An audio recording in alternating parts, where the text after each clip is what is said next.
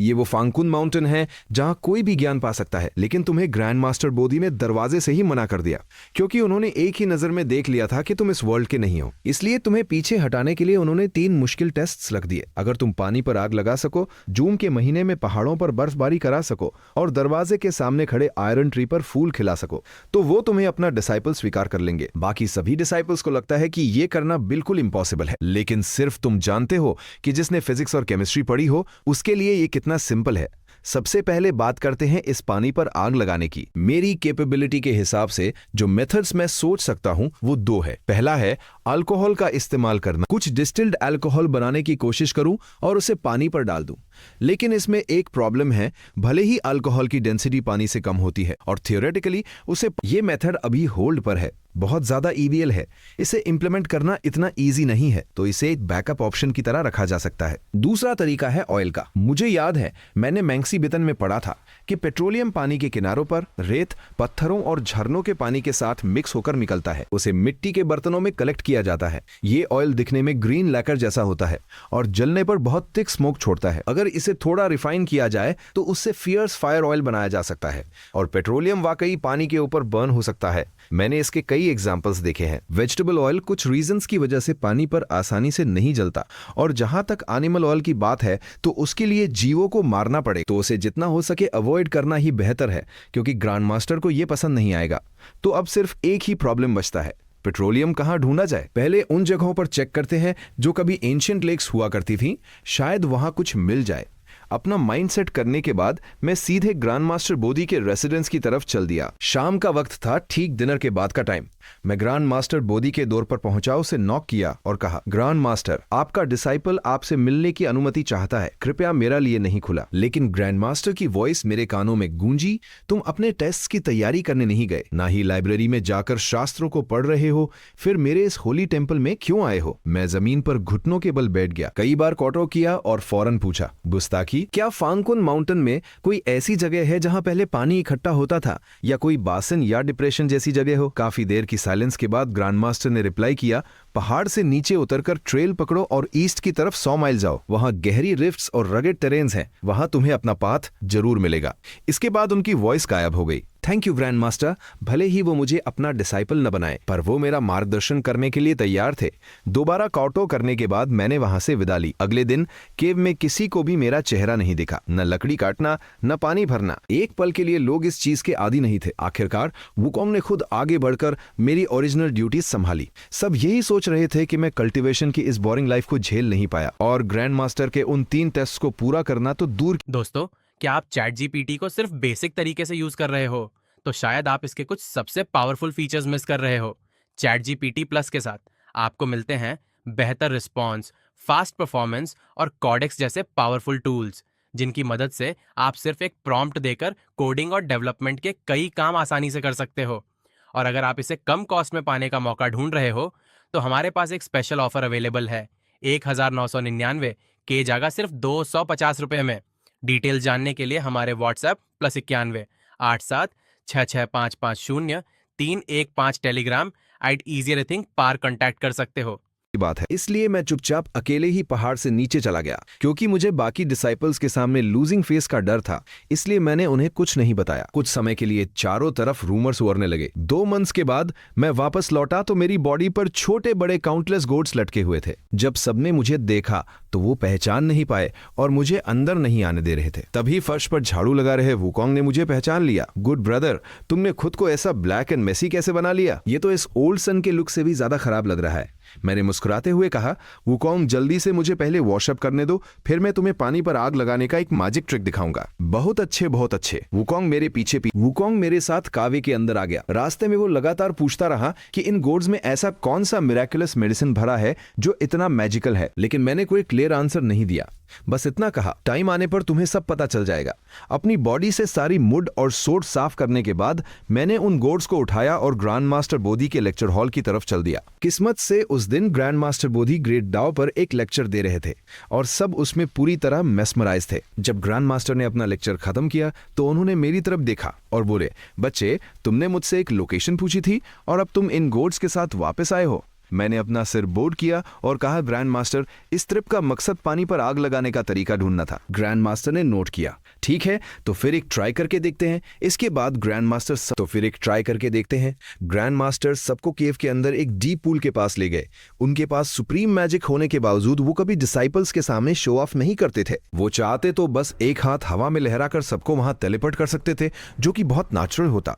लेकिन उन्होंने वॉक करके जाना चुना, शायद मेरे जैसे एक ऑर्डिनरी मोर्टल का ध्यान रखते हुए। ग्रैंड मास्टर बोधी ने उस डीप पूल के गहरे पानी की तरफ पॉइंट किया और डायरेक्टली कहा, जाओ ट्राई करो। मैंने रेस्पेक्ट के साथ अपने हाथ जोड़े और सबके सर्चिंग गेज के बीच उन गोर्ड्स के कंटेंट्स को एक एक करके पूल के किनारे पानी में पोर कर दिया। धीरे धीरे पानी पर एक पिच ब्लैक थिक लिक्विड फैलने लगा, जिसका किसी को अंदाजा नहीं था। किसी ने पूछा, ये क्या चीज है? मैंने तो इसे कभी क्लासिक्स में नहीं देखा। जरूर कोई ऑर्डिनरी मॉर्टल थिंग होगी। ये वर्ल्ड इतना बड़ा है, ऐसी एकाध चीजें न देखना बहुत नॉर्मल है। इसे ढूंढ पाना ही इसका फेट है। हाँ, इसका मतलब शायद इस बार मुझे इसके लिए कैरी वाटर और फेच वुड नहीं करना पड़ेगा। सब आपस में बातें करते हुए उस डीप पूल को घेर कर खड़े हो गए, ये देखने के लिए कि इस ताओइस्ट की लाई हुई चीज का क्या मैजिकल इफेक्ट होता है। जब मैंने गोर्ड्स का सारा कंटेंट्स पानी में खाली कर दिया तो उसे थोड़ी देर के लिए छोड़ दिया और फिर एक टॉर्च जलाई। जैसे ही मैंने उस टॉर्च को पानी के ऊपर फ्लोटिंग सब्सटेंस से टच किया, वो तुरंत इग्नाइट हो गई। पहले एक छोटा सा पॉइंट जला और फिर देखते ही देखते एक ब्लेजिंग फायर चारों तरफ फैल गई। कावे के जो हिस्से अंधेरे में थे वो इस black smoke and raising flames की रोशनी से जगमगा उठे। ये वाकई कोई इमॉर्टल मेथड नहीं था, फिर भी एक ऑर्डिनरी मॉर्टल ऐसा कर दिखाने में कामयाब रहा। सब इस इंजीनियस आइडिया को देखकर अमेज्ड रह गए और लगातार प्रेजिंग करने लगे। उन्होंने ऐसा पहले कभी नहीं देखा था, इसलिए नेचुरली उन्हें ये मिराकुलस लगा। लेकिन ग्रैंड मास्टर बोधी ने पूरा मूड किल करते हुए कहा, तुम जैसे रास्कल से यही उम्मीद थी। मैंने पानी पर आग लगाने को कहा था और तुम यहाँ मेरे सामने एक डिसेप्शन लेकर आ गए।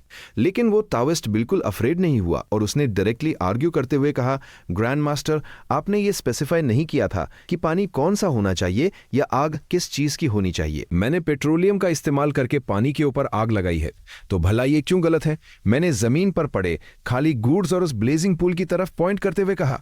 चूंकि ग्रैंड मास्टर ने वक्त पर अडॉप्ट करना भी एक स्मार्ट मूव है, इसलिए मैं इसे एक पास मानता हूं। लेकिन जून में बर्फबारी कराने और उस आयरन ट्री ब्लॉसमिंग के लिए भी क्या तुम ऐसा ही कुछ हाइड नहीं किया? और बोल्डली कहा, ग्रैंड मास्टर, जब पहले ही सब समझ चुके हैं तो फिर पूछने की क्या जरूरत है? जब ग्रैंड मास्टर मेरे जैसे एक ऑर्डिनरी मॉर्टल से इमॉर्टल फीट्स की उम्मीद रखते हैं, तो अगर मैं कोई अल्टरनेटिव पाथ नहीं निकालूंगा तो इसे कैसे अचीव करूंगा? इसके बाद मैंने बाउट डीपली किया और कहा, ये डिसाइपल सच्चे मन से राह ढूंढ रहा है। इसके लिए मैं हर तरह की डिफिकल्टीज को ओवरकम करने के लिए तैयार हूं। बस ग्रैंड मास्टर से भीख मांगता हूं कि मुझे अपना ले और कुछ स्किल्स सिखाएं। ग्रैंड मास्टर बोधी ने थॉटफुली कहा, अगर ऐसा है तो लगता है कि ये मेरी ही फॉल्ट है। उस ताईस्ट को ग्रैंड मास्टर के वुकोंग में रियलाइज किया कि मामला बैड है और उसने क्विकली कहा, ग्रैंड मास्टर, मेरे भाई बस थोड़ी इंपल्सिव हो गए हैं। उनका इरादा आपको ऑफेंड करने का बिल्कुल नहीं था। लेकिन ग्रैंड मास्टर बोधी ने लाफ किया और बोले, वुकोंग, तुम बंदर भी ना। अगर मैं इतनी सी बात पर एंग्री हो जाता तो आज मेरी ये कल्टीवेशन कहां होती? मैं तो बस तुम्हारे भाई की इस रिसोर्सफुलनेस को अप्रिशिएट कर रहा हूं। फिर ग्रैंड मास्टर ने ताओइस्ट की तरफ देखा और कहा, मैं भी देखना चाहता हूं कि तुम बाकी चीजों को कैसे हैंडल करते हो। मैं तुम्हें अपनी चाल चलने की पूरी छूट देता हूं, तुम जैसे चाहो वैसे इसे इंटरप्रेट करो। अगर तुमने वाकई कर दिखाया तो मैं तुम्हें कुछ रियल स्किल्स जरूर सिखाऊंगा। मैंने हरिडली थैंक किया फिर, और मैंने पहले ही एक टास्क कंप्लीट कर लिया है। मैं आपसे बेग करता हूं कि मुझे एक्सेप्ट कर ले। ये कहकर मैंने 3 बार कॉटो किया। जब भी कोई चांस मिलता मैं ये बात जरूर दोहराता ताकि ग्रैंड मास्टर पर एक डीप इंप्रेशन छोड़ सकूं। जब तक चीजें लिमिट्स में रहेंगी, ग्रैंड मास्टर जैसी सुप्रीम फिगर कभी अनोइंग फील नहीं करेगी। मुझे उनके लिए रेगुलर चाय पानी सर्व करके उनकी सेवा करनी होगी। वुकोंग ने भी बीच में चाइम्ड इन किया, हाँ मास्टर, प्लीज मेरे भाई को एक्सेप्ट कर लीजिए। सीकिंग द डाओ इतना इजी नहीं होता और मेरे भाई तो इस ओल्ड सन से भी ज्यादा स्मार्टर हैं। वो कल्टीवेशन के लिए बहुत अच्छा मटेरियल है। मैंने वुकोंग की तरफ एक ग्रेटफुल ग्लांस दिया और मन में सोचा, good monkey good monkey, critical moments पर हमेशा तुम ही काम आते हो। ग्रैंड मास्टर बोधी ने लेकिन उन्होंने सिर हिलाया और कहा, नो रश नो रश, जब सब कुछ पूरी तरह कंप्लीट हो जाएगा तब भी बहुत समय होगा। मैंने क्विकली कहा, ग्रैंड मास्टर, अपने पास्ट के ट्रेवल्स के दौरान मुझे एक सब्सटेंस के बारे में पता चला था जिसे पेट्रोलियम कहते हैं, जो पानी में इंसॉल्युबल होता है, पानी के ऊपर फ्लोट्स करता है और आग पकड़ते ही जल उठता है। इसी वजह से आज मैं ये कर पाया। ग्रैंड मास्टर, मोर्टल्स के पास भी अपनी विजडम होती है। हम पूरी तरह वर्थलेस नहीं है। भले ही मैं एक ऑर्डिनरी मॉर्टल हूं, पर मैं भी इस ग्रेट डाओ की एक ग्लिम्स पाना चाहता हूं।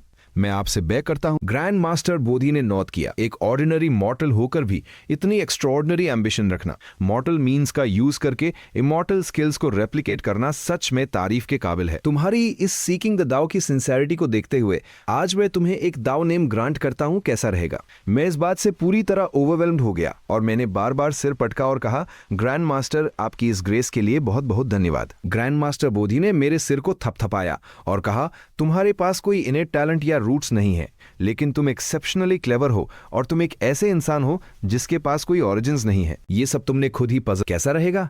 मुझे इस पर कोई ऑब्जेक्शन नहीं था, लेकिन मैंने पूछा, लेकिन ग्रैंड मास्टर इस दाव नेम का क्या मीनिंग है? ग्रैंड मास्टर बोधी ने स्माइल करते हुए कहा, जिसकी कोई रूट्स ना हो, कोई पास्ट और फ्यूचर ना हो, बस ये प्रेजेंट और ये लाइफ बची हो, यहां तक कि जिसने अपना घर भी छोड़कर ऋण दिया हो, वो का मतलब यही नथिंगनेस होता है। फिर ग्रैंड मास्टर ने अपने फ्लाईविस को घुमाया और जेंटली कहा, तुम्हें धन दौलत नहीं चाहिए, तुम्हें शराब और लजीज खाने से कोई सरोकार नहीं है, नहीं सुंदर जीवन साथी की चाह है, तुम तो बस कल्टिवेट द दाव चाहते हो, इस रास्ते की सारी डस्ट को साफ करना चाहते हो। चूंकि तुम अभी तक हमारे सेक्ट में शामिल नहीं हुए हो, इसलिए तुम हमारे चारण जनरेशनल कैरेक्टर्स में फिट नहीं बैठते। मैंने तुरंत कौतुक किया और कहा, ग्रैंड मास्टर, मुझे ये दाव नेम नहीं चाहिए, मैं आपसे बेग करता हूं कि आप इसे वापस ले लें और मुझे वो च्वार कैरेक्टर्स ही दे दें। ग्रैंड मास्टर बोधी ने लाफ किया और मुझे सहारा दिया, बस एक जेंटल वेव से मुझे ऊपर उठा दिया और बोले, तुम बच्चे के दिमाग में बहुत स्कीम्स चलती हैं, भले ही वो 4 कैरेक्टर्स ना हो, लेकिन अगर तुमने वाकई इसे अचीव कर लिया तो हमारा ये मास्टर डिसाइपल फेट हमेशा के लिए बाउंड हो जाएगा। मैंने हरिडली थैंक्ड किया। ग्रैंड मास्टर बोधी ने नोट किया, सबको डिसमिस किया और मुझे नसीहत करते हुए कहा, कल्टीवेशन में पूरा फोकस चाहिए, कभी अपने ओरिजिनल इंटेंशन को मत भूलना। पहाड़ों पर अभी जून में स्नो नहीं गिरी है और ना ही आयन ट्री पर फूल ब्लॉसम्ड हुए हैं। रियल स्किल्स तुम्हें अगले जून में ही मिलेंगी, तब जाकर हम आगे का डिसाइड करेंगे। जब से मुझे वो दाव नेम मिला था, मैं ग्रैंड मास्टर बोधी प्लेस पर रहकर बहुत लगन से पढ़ने लगा, सारे स्क्रिप्चर्स खंगालने लगा। ये एक नेसेसरी नॉलेज रिजर्व था। बहुत से लोगों को लगता है कि कल्टीवेशन का मतलब सिर्फ बैठकर मेडिटेटिंग करना है जिससे वो सीधे हेवन में असेंड कर जाएंगे, लेकिन असल में उनका कल्टीवेशन से कोई फेटे नहीं होता। यहां तक कि थोड़े बहुत लेवल और वो दिन के उजाले में आसमान में उड़ जाते हैं, मैंने ऐसा कभी नहीं देखा, इसलिए मैं ब्लाइंडली स्पेक्युलेट नहीं करूंगा। लेकिन मुझे इतना पता है कि खुद सन वुकोंग को भी ग्रैंड मास्टर बोधी ने पहले 6-7 ईयर्स तक स्क्रिप्चर्स पढ़ाए थे। नेचुरली मेरी भी हिम्मत नहीं थी कि मैं स्लैक ऑफ करूं। मैं बहुत ध्यान से पढ़ता था ताकि ज्यादा से ज्यादा सीख सकूं। वैसे अगर सच कहूं तो मुझे वुकोंग के ट्रू ओरिजिन के बारे में कुछ खास नहीं पता। कुछ लोग गेस करते हैं कि वो एक नुआ स्टोन है, लेकिन जर्नी टू द वेस्ट में इसका कहीं भी जिक्र नहीं है। उसमें सिर्फ इतना लिखा है कि दुनिया के क्रिएशन के बाद से उस पत्थर ने हेवन एंड अर्थ के एसेंस और सन एंड मून के स्पिरिट को ऑब्जर्व किया और वक्त के साथ उसमें स्पिरिचुअल अवेयरनेस आ गई। एक भी वर्ड ऐसा नहीं है जो कहे कि वुकोंग को गॉडेस नुआ ने आसमान की मरम्मत के लिए इस्तेमाल किया था। वो तो जियाबायु के साथ रहने वाली एक स्पिरिचुअल जेद थी। सन वुकोंग नहीं, कुछ लोगों की कास्ट डीमन मंकी थ्योरी भी है, लेकिन मैं इस वक्त किस तरह के journey to the west world में हूं ये मुझे पूरी तरह क्लियर नहीं है। पर जैसा कि सब कहते हैं, जब वक्त आएगा तब देखा जाएगा। अगर किसी के पास ऐसी एक्स्ट्रॉर्डिनरी स्किल्स हो जो सीधे आसमान को छू लें, तो भला उसका कोई क्या बिगाड़ सकता है। आज की पढ़ाई खत्म करने के बाद मैं अपने क्वार्टर्स में वापस आ गया। पानी पर आग लगाना तो फिर भी सिंपल और मैनेजेबल था, पर इस स्नो इन जून को कराना सच में काफी डिफिकल्ट था। जो पहला मेथड मेरे दिमाग में आया वो जाहिर तौर पर आर्टिफिशियल स्नोफॉल जैसा सोची कुछ था, यानी वेदर को मैनुअली कंट्रोल करना। ये इम्पॉसिबल तो नहीं है, लेकिन एक सीरियस प्रॉब्लम है कि मुझे इसके पीछे की साइंस और थियरी का और ना ही मुझे पता है कि इसे कैसे ऑपरेट करना है। आसमान की मॉइस्चर को रेन या स्नो में बदलने के लिए 2 मेजर कंडीशंस का होना जरूरी है। पहला, एक खास लेवल की मॉइस्चर सैचुरेशन जो सीधे टेम्परेचर से कनेक्ट होती है, और दूसरा कॉन्डेंसेशन न्यूक्लियाई। इन दोनों चीजों को कंट्रोल करना मेरे लिए बहुत मुश्किल था। माउंट फ्रैंकुन दरअसल वेस्ट अपरागुयानिया में आता है। यहाँ का टेरेन बीच में से काफी ऊंचा और आसपास से नीचा है, जो कि ज्यादातर माउंटेनस है। लेकिन अजीब बात यह है कि यहाँ के चारों सीजन्स बिल्कुल साफ हैं। बेहद खूबसूरत नजारा है जो आम क्लिमेटिक पैटर्न से काफी अलग है। इसका स्पेसिफिक रीजन क्या है इसे अभी इन्वेस्टिगेट करना मुश्किल है, पर आर्टिफिशियल स्नोफॉल का रास्ता तो कंप्लीटली ब्लॉक्ड है। भले ही आंखों के सामने इमॉर्टल्स को देखकर मुझे एक बड़ा शॉक लगा था, लेकिन एक फॉर्मर मॉडर्न पर्सन होने के नाते इतने लंबे समय से बने मेरे वर्ल्ड व्यू को इतनी आसानी से कैसे चेंज किया जा सकता था।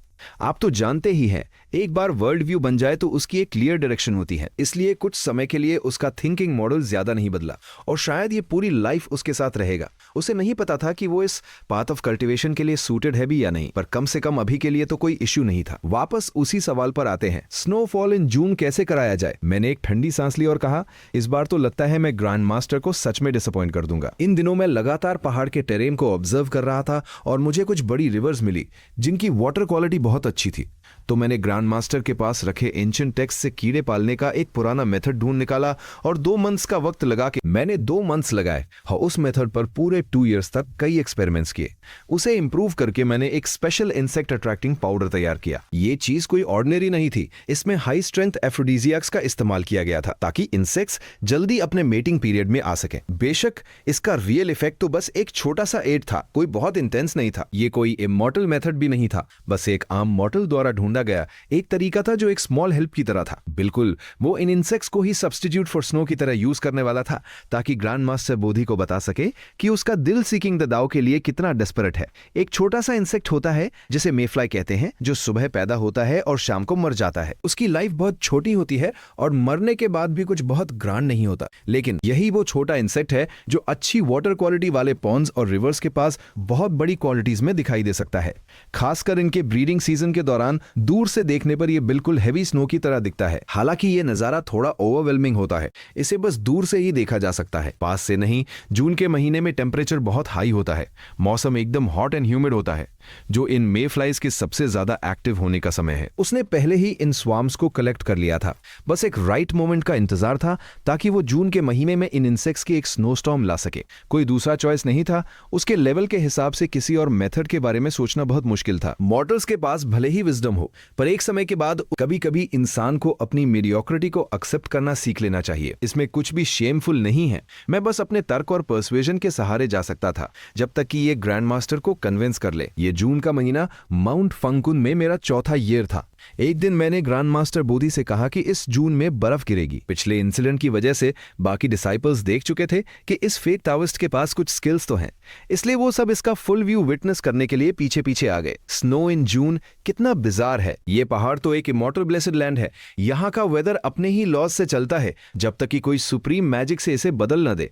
पता नहीं ये वूकन किस मेथड से बर्फबारी कराने वाला है। हाँ, चलो साथ चलते हैं। जब नाइट फेल तो ग्रैंड मास्टर बोधी और बाकी डिसाइपल्स पहले से ही हॉल में काफी देर से इंतजार कर रहे थे। मुझे आता देख ग्रैंड मास्टर बोधी ने अपना फ्लाईविस्क लहराया और पूछा, वूचन जब तुम रेडी हो तो तुमने नाइट का इंतजार क्यों किया? मैंने रेस्पेक्टफुली कहा, ग्रैंड मास्टर ये स्नो सिर्फ रात में ही देखी जा सकती है। कावे के बाहर नदी के किनारे एक स्नोस्टॉर्म होने वाला है, लेकिन शायद इससे आपकी आंखें ऑफन हो जाएं। ग्रैंड मास्टर बोधी ने अपना सिर हिलाया और स्माइल करते हुए बोले, मैंने ऐसा कौन सा सीने नहीं विटनेस्ड किया है। डरने की कोई बात नहीं है जब तक तुम ये पूरी तरह फुलफिल कर देते हो तो मैं तुम्हें अपना डिसाइपल एक्सेप्ट कर लूंगा। सन वुकॉन्ग ने एक झटके में सोमरसॉल्ट किया, पास के एक पिलर पर चढ़ गया और लाफ करते हुए बोला, इस ओल्ड सन ने पहले ही कहा था ये तो बस एक माइनर ट्रिब्यूलेशन है, मेरे भाई इसे डेफिनेटली ओवरकम कर लेंगे। ग्रैंड मास्टर ने नोट किया और मुझे आगे चलने को कहा। सब लोग एक बड़े ग्रुप में कावे के बाहर आ गए। जैसे ही हम पहुंचे और सामने की स्नो देखी, ग्रैंड मास्टर सब कुछ अंडरस्टूड कर दे, लेकिन उन्होंने कुछ नहीं कहा। जब बाकी सबने इस सेने को देखा तो एक डिस्टेंस से ये वाकई बर्फ की तरह लग रहा था, लेकिन एक क्यूरियस पर्सन ने नीचे देखा। वो खेलने के लिए एक हैंडफुल ऑफ स्नो उठाना चाहता था, पर जैसे ही उसने क्लोजली देखा वो फ्राइट के मारे उसे फेंक कर अपने हाथों को कपड़ों से वाइपिंग करने लगा। ये कोई स्नोफ्लेक नहीं था, ये तो क्लियरली छोटे छोटे येलोइश व्हाइट स्मॉल इंसेक्ट्स थे। उस इंसान ने जिसने अभी इसे पकड़ा था शाउटिंग एंग्रीली शुरू कर दी, ये कहा कि बर्फ है, ये तो क्लियरली कीड़े हैं। तुमने ऐसा एरी सीन क्रिएट करने के लिए आखिर क्या किया है? तुम सीधे सीधे ग्रैंड मास्टर को डिसीव कर रहे हो। कितनी बोल्ड हरकत है। ये सेने ग्रैंड मास्टर की आंखों को ऑफन कर रहा है। ग्रैंड मास्टर, चलिए वापस काव में चलते हैं। ये इंसेक्ट टाविस्ट सहन के बाहर है, ये धोखेबाज है और गुरु के प्रति अनग्रेटफुल है। सब एक के बाद एक बोल रहे थे और इत्तेफाक से सब ट्रूथ ही कह रहे थे, लेकिन ग्रैंड मास्टर को कोई फर्क नहीं पड़ा। वो माउंटेन पाथ पर उड़ते हुए उन स्नोफ्लेक्स को देख रहे थे। इन छोटे इंसेक्ट्स को हवा में उड़ाने के लिए मैंने स्पेशल नदी के किनारे कुछ लाम्स रख दिए थे। फोटो टैक्सी की वजह से सारे इंसेक्ट्स उन लाइट्स के चारों तरफ डांस करने लगे। ग्रैंड मास्टर बोधी ने मूनलाइट के नीचे पूरे स्काई में उड़ते हुए उस स्वार्म ऑफ इंसेक्ट्स की तरफ पॉइंट किया और कहा, वूचन तुमने ऐसा नाटक क्यों किया? ये भला फ्लाइंग स्नो कैसे हो सकती है? ये तो सिर्फ फ्लाइंग इंसेक्ट्स हैं। जैसे ही ग्रैंड मास्टर ने मेरा नाम पुकारा, मैंने क्विकली बाउड किया और उनसे कहा, ग्रैंड मास्टर आप इन मेफ्लाई से जरूर फेमिलियर होंगे। ये सुबह पैदा होते हैं और शाम को मर जाते हैं। एक डिस्टेंस से देखने पर ये बिल्कुल स्नोफ्लेक्स की तरह लगते हैं।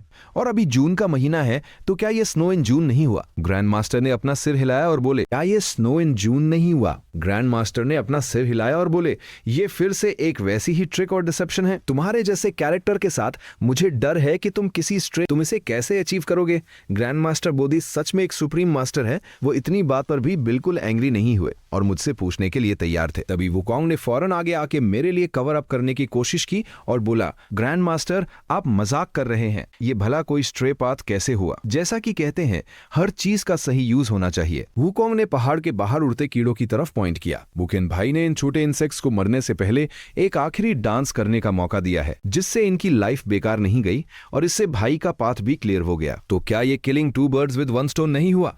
ग्रैंड मास्टर ने कहा, वुकोंग मुझसे आर्ग्यू मत करो। ये राउंड तुम्हारे भाई के लिए एक पास माना जाएगा, लेकिन तुम्हारे मास्टर वाकई इसका एक्सप्लेनेशन सुनना चाहते हैं। मैंने रिस्पेक्टफुली कहा, ग्रैंड मास्टर ये मेफ्लाइज सुबह पैदा होकर इनकी पूरी लाइफ बस एक फ्लीटिंग मोमेंट है। फिर मैंने माउंट फैंकुन के स्टोन टैबलेट की तरफ पॉइंट किया और कहा, और हम मॉर्टल्स भी उन्हें मॉर्टल्स के सामने बस एक फ्लीटिंग मोमेंट की तरह ही तो है। हम ब्रह्मांड में इन मेफ्लाइज की तरह है, जैसे समंदर में एक छोटी सी बूंद जो अपनी छोटी सी लाइफ पर अफसोस जताते हैं और इस अनंत कुदरत की इन्फिनिटी को देखते हैं। इतना कहते ही वो घुटनों के बल नेल्ट डाउन हो गया और उसने ग्रैंड मास्टर बोधी की तरफ डीप सिंसेरिटी के साथ देखते हुए कहा, ग्रैंड मास्टर मेरे जैसा एक मामूली मेफ्लाई भी उस ग्रेट डाउ की एक ग्लिम्स पाना चाहता है। अगर सुबह ज्ञान मिल जाए तो शाम को मौत भी मंजूर है। ये डिसाइपल भले ही मौत का सामना करे, लेकिन अगर मुझे उस ग्रेट डाउ के दर्शन हो जाए तो मुझे कोई रिग्रेट्स नहीं हो। ग्रैंड मास्टर आपको कैसे पता कि इन इंसेक्ट्स के अंदर भी मेरी तरह अपनी सही जगह ढूंढने और एक वर्दी एंड पाने की डिजायर नहीं होगी? यहां तक कि उसके जैसा एक ऑर्डिनरी मॉर्टल भी देखना चाहता है कि आखिर वो ग्रेट डाउ क्या है। इस दुनिया में जहां इतने लॉज हैं, कोई भला उसे एक्सप्लोर करने से खुद को कैसे रोक सकता है? जमीन के नीचे जाना चाहता है, लोगों के सामने शो ऑफ करना चाहता है, लोगों के सामने शो ऑफ करना चाहता है और एक इमॉर्टल बनना चाहता है। ये बातें कोई भी नॉर्मल पर्सन सोच सकता है। इसमें कुछ भी ऐसा नहीं है जिसे लुक डाउन अपॉन किया जाए। इस पूरे सफर में सिर्फ सीक द दाव के लिए उसके अंदर एक अनइमेजिनेबल ग्रीड पैदा हो चुकी थी। ग्रैंड मास्टर बोधी ने इसी चीज को देख लिया था, इसीलिए मैं कल्टिवेशन के लिए बिल्कुल भी सूटेबल नहीं हूं। उसने फिर से 3 बार कॉटो किया और बोला, ये डिसाइपल बहुत नासमझ है। अगर मैं किसी स्ट्रे पाथ पर भटक भी रहा हूं तो ये तो बहुत अच्छी बात है कि ग्रैंड मास्टर मुझे अपना डिसाइपल एक्सेप्ट करके सही रास्ते पर लाएं, मुझे सही और गलत का अंतर समझाएं। प्लीज ग्रैंड मास्टर मुझे अपना डिसाइपल बना लीजिए। ग्रैंड मास्टर बोधी ने अपना हाथ लहराकर उसे सहारा दिया और ऊपर उठाते हुए बोले, एक मास्टर को वैसे भी ये सब करना ही चाहिए, लेकिन उसके लिए तुम्हें पहले हमारे सेक्ट का डिसाइपल बनना होगा। ये कहते हुए ग्रैंड मास्टर बोधी ने एक ठंडी सांस ली। खैर, इस राउंड को भी मैं तुम्हारा पास मानता हूं। बहुत अच्छे, लेकिन याद रहे हमारे दरवाजे के सामने जो आयरन ट्री है उस पर अभी तक फूल नहीं ब्लॉसम हुए हैं। और हाँ, अगली बार से ऐसा कोई नाटक मत करना। मैंने फौरन सिर हिलाया और बार बार अपनी सहमति दी। ग्रैंड मास्टर की कृपा के लिए बहुत बहुत धन्यवाद। ग्रैंड मास्टर बोधी ने नोट किया और मुस्कुराते हुए बोले, इतनी जल्दी खुश मत हो। कैवे के बाहर उन लाखों इंसेक्ट्स की जो बॉडी पड़ी है, उस पूरे मलबे को तुम्हें खुद अकेले ही क्लीन करना होगा। उसे साफ करना तुम्हारी अपनी जिम्मेदारी है। उसे ऐसे ही मत छोड़ देना ताकि मेरा ये होली टेम्पल गंदा ना हो। मैंने फौरन रिप्लाई किया, बिल्कुल ग्रैंड मास्टर, ये बहुत नेचुरल है। चूंकि मैंने ही उस सीक्रेट मेथड से उन्हें बुलाया था, तो इसे क्लीन अप करने की जिम्मेदारी भी मेरी ही है। इसके बाद ग्रैंड मास्टर ने आगे कहा, चूंकि तुमने ये राउंड भी पास कर लिया है, तो तुम्हें इनाम में क्या चाहिए? मुझे याद है पिछली बार मैंने तुम्हें एक दाव नेम दिया था, तो इस बार तुम खुद कुछ मांग लो। मैंने तुरंत रिफ्यूज करते हुए कहा, पानी पर आग लगाने का वो टास्क तो बस एक छोटा सा मिराकल था। आज की तरह वो आपकी आंखों को ऑफेंड करने के लिए नहीं था। अगर ग्रैंड मास्टर मुझे कुछ रिवॉर्ड देना भी चाहे तो भी मेरी हिम्मत नहीं होगी कि मैं उसे एक्सेप्ट करूं। ग्रैंड मास्टर बोधी ने अपना सिर हिलाया और बोले, अगर तुम सच में इन तीनों टेस्ट को पूरा कर लेते हो तो ये तो शायद हम में से भी कोई इसे पूरा नहीं कर पाता। चलो चले। जब ग्रैंड मास्टर ने खुद इसे एक्सेप्ट कर लिया है तो हमें अब इस पर कोई आर्ग्यू नहीं करना चाहिए। सब लोग एक साथ वहां से चले गए और कावे के बाहर उस नकली स्नो स्टॉर्म को देखने के लिए सिर्फ एक इंसान और एक बंदर रह गए। ब्रदर, तुम हमेशा से इतने स्मार्ट हो, फिर तुमने ऐसा अजीब रास्ता क्यों चुना? वुकोंग ने अपने सिर को स्क्रैच करते हुए अपने दिल का शक पूछा, लेकिन मैंने बस अपना सिर हिलाया और कहा, वुकोंग, मैं सिर्फ ग्रैंड मास्टर के टेस्ट को पास करने की कोशिश नहीं कर रहा हूं, बल्कि मैं उनके सामने अपना रिजॉल्व भी शो कर रहा हूं। अगर ये रास्ता ब्लॉक्ड है तो मैं कोई ऑल्टरनेटिव ढूंढूंगा। अगर आगे कोई पाथ नहीं होगा तो मेरी आधी से ज्यादा लाइफ तो बस ऐसे ही बिना किसी मकसद के गुजर गई। अब जाकर मुझे अपनी लाइफ का एक ट्रू पाथ मिला है तो जाहिर है मैं इस पर आगे बढ़ता रहूंगा। वुकोंग ने अपना सिर हिलाया और मेरा साथ देते हुए बोला, गुड ब्रदर, तुम इस ओल्ड सन से कहीं ज्यादा जानते हो। जब तुमने पहले ही सब प्लान कर लिया है तो मैं अब और कुछ नहीं बोलूंगा, लेकिन याद रखना, अगर कभी तुम अपना रास्ता भूल जाओ या किसी मुश्किल में फंस जाओ तो ये ओल्ड सन तुम्हारी हेल्प करने के लिए हमेशा खड़ा रहेगा। इस बंदर की अकड़ कभी कम नहीं होती, लेकिन यही उसका ट्रू नेचर है। उसका ये चार्म ही है जिसकी वजह से वो ग्रैंड मास्टर का सबसे फेवरेट डिसाइपल बना हुआ है। मैंने मुस्कुराते हुए कहा, क्यों वुकोंग, क्या तुम इस कावे के बाहर पड़ी कीड़ों की बर्फ को साफ करने में मेरी हेल्प करने वाले हो? वुकोंग ने हंसकर कहा, और स्क्रिप्चर्स पढ़ पढ़कर मेरा दिमाग भी थक चुका है। बाहर आकर थोड़ा एक्सरसाइज करना और इस पूरे मलबे को साफ करना मेरे लिए एक अच्छा चेंज रहेगा। चलो, ये राउंड भी आखिरकार पास हो गया। इस बार भले ही ग्रैंड मास्टर की आंखें ऑफन हुई हों, पर अगली बार मैं उनके सामने एक रियल फ्लावर ब्लॉसमिंग का सीन लेकर आऊंगा जिससे उनकी आंखें सुकून पा सके। वुकोंग, मेरे पास उस आयरन ट्री ब्लॉसमिंग को कराने का भी एक सॉलिड प्लान है। जब टाइम आए तो उस ब्यूटीफुल सीन को देखने जरूर आना। वुकोंग ने हंसते हुए कहा, ब्रदर का इतना बड़ा इवेंट हो और मैं वहां न रहूं, ऐसा कैसे हो सकता है? मैं जरूर आऊंगा, लेकिन प्लीज इस बार वैसा कोई अजीब नाटक मत करना, वरना ग्रैंड मास्टर सच में बहुत। इसके बाद वो दोनों उस कावे के पास खड़े होकर सुबह होने का वेट करने लगे। कावे के बाहर वो मेफ्लाइज तो मर चुकी थी, लेकिन इस मॉर्टल मेफ्लाई का सफर अभी बाकी था। न जाने कब ऐसा टाइम आएगा जब मेरी लाइफ इन कीड़ों की तरह मामूली नहीं रहेगी, जहां जीना और मरना दूसरों के हाथ में ना होकर खुद मेरे कंट्रोल में होगा। ग्रैंड मास्टर बोधी ने अपने दरवाजे के सामने एक आयरन ट्री लगाया था। ग्रैंड मास्टर की देखरेख की वजह से वो सचमुच एक कॉपर एंड आयरन से बना हुआ एकदम हार्ड स्ट्रक्चर था, जो दूर से देखने पर किसी डेड ट्री जैसा लगता था। इसलिए किसी भी ऑर्डिनरी मेथड से उस पर फूल खिलाना कंप्लीटली इम्पॉसिबल था। हो सकता है कोई इमॉर्टल मेथड या कोई अनसीन मैजिक हो जिससे वो आयरन ट्री खुद ब खुद ब्लूम कर जाए, पर मेरे पास ऐसा कोई तरीका नहीं था। तो मुझे फिर से एक ऑल्टरनेटिव मेटाफर और उसी वर्ल्ड व्यू का सहारा लेना पड़ा। इसलिए वो रोज की तरह उसने ग्रैंड मास्टर के रूम का डोर नॉक किया। दरवाजा पूरा तो नहीं खुला, लेकिन उसमें एक छोटा सा क्रैक जरूर था। ग्रैंड मास्टर बोधी की आवाज धीरे से अंदर से आई, वुचेन, तुम स्क्रिप्चर्स पढ़ने क्यों नहीं गए और अपने टेस्ट की तैयारी छोड़कर मेरे इस होली टेंपल में क्यों आए हो? मैंने हमेशा की तरह घुटनों के बल बैठकर कौटौ किया और कहा, ग्रैंड मास्टर, इस बार मुझे कुछ समय के लिए पहाड़ से नीचे जाना होगा, और जब मैं वापस लौटूंगा तो मैं इस आयरन ट्री पर फूल खिलाकर दिखाऊंगा। ये डिसाइपल सिर्फ आपको इन्फॉर्म करने आया है। मुझे अच्छे से पता था कि ग्रैंड मास्टर बोधी को पहले से ही अंदाजा होगा कि मैं क्यों जा रहा हूं, लेकिन मेरा तो वो बहुत गलत होगा। हालांकि इसकी उम्मीद बहुत कम थी, पर ऐसा होने का रिस्क तो था ही। ठीक है, तुम जा सकते हो, इतना कहकर रूम के अंदर से आवाज आना बंद हो गई। इसके बाद मैंने वुकोंग से भी गुड बाय कहा और अकेले ही पहाड़ से नीचे की तरफ चल पड़ा। मैंने वुकोंग को बस इतना बताया कि मैं कुछ फ्लावर सीड्स ढूंढने जा रहा हूं और कोई डिटेल्स शेयर नहीं की। वुकोंग थोड़ा कंफ्यूज तो था, लेकिन उसे पता था कि उसके भाई के पास हमेशा एक प्लान होता है और वो उससे कहीं ज्यादा स्मार्ट है, इसलिए उसने ज्यादा पूछताछ नहीं की। पर इन सब दिनों में वुकोंग को अंदर ही अंदर मेरी बहुत चिंता हो रही थी। जब भी उसे फ्री टाइम मिलता वो मेरे लिए स्क्रिप्चर्स पढ़कर मेरी सेफ्टी की प्रार्थना करता था। पहाड़ से नीचे उतरने के बाद मैंने बहुत सी फील्ड्स, खंगाली और कुछ जरूरी कस्टम मटेरियल्स कलेक्ट किए। मैंने उन सभी चीजों को एक एक करके इकट्ठा किया। आयरन ट्री के लिए लोहे के फूल यानी आयरन फ्लावर्स ही सबसे परफेक्ट मैच रहेंगे। मुझे ग्रैंड मास्टर के सामने एक शानदार आयरन फ्लावर डिस्प्ले यानी डेटी हुआ पेश करना होगा, ताकि मैं अपनी पूरी सिंसेरिटी और सीकिंग द डाउ का अटूट संकल्प दिखा सकूं। अपनी पास्ट लाइफ में मैंने क्यूरियोसिटी की वजह से ये स्किल सीखी थी। भले ही मैं इसे बिल्कुल परफेक्ट न बना पाऊं, पर कम से कम मुझसे कोई मेजर मिस्टेक नहीं होगी। इस बार यह प्लान डेफिनेटली सक्सेस होगा। मैं बस ग्रैंड मास्टर बोधी का एक ट्रू डिसाइपल बनकर कुछ रियल स्किल्स सीखना चाहता था, भले ही वो उन छोटे इमॉर्टल्स जैसी ही क्यों न हो। कुछ दिनों की कड़ी में तुम पिछले कई दिनों से इस कबार के साथ लगे हुए हो, लेकिन तुमने अभी तक कुछ क्लियर नहीं किया। इस बार तो मुझे भी देखने का मौका मिलेगा कि तुम यहाँ कौन सा फूल खिलाने वाले हो। मुझे हमेशा से लगता था कि ग्रैंड मास्टर बोधी का नेचर बहुत ही पोलाइट और काम है।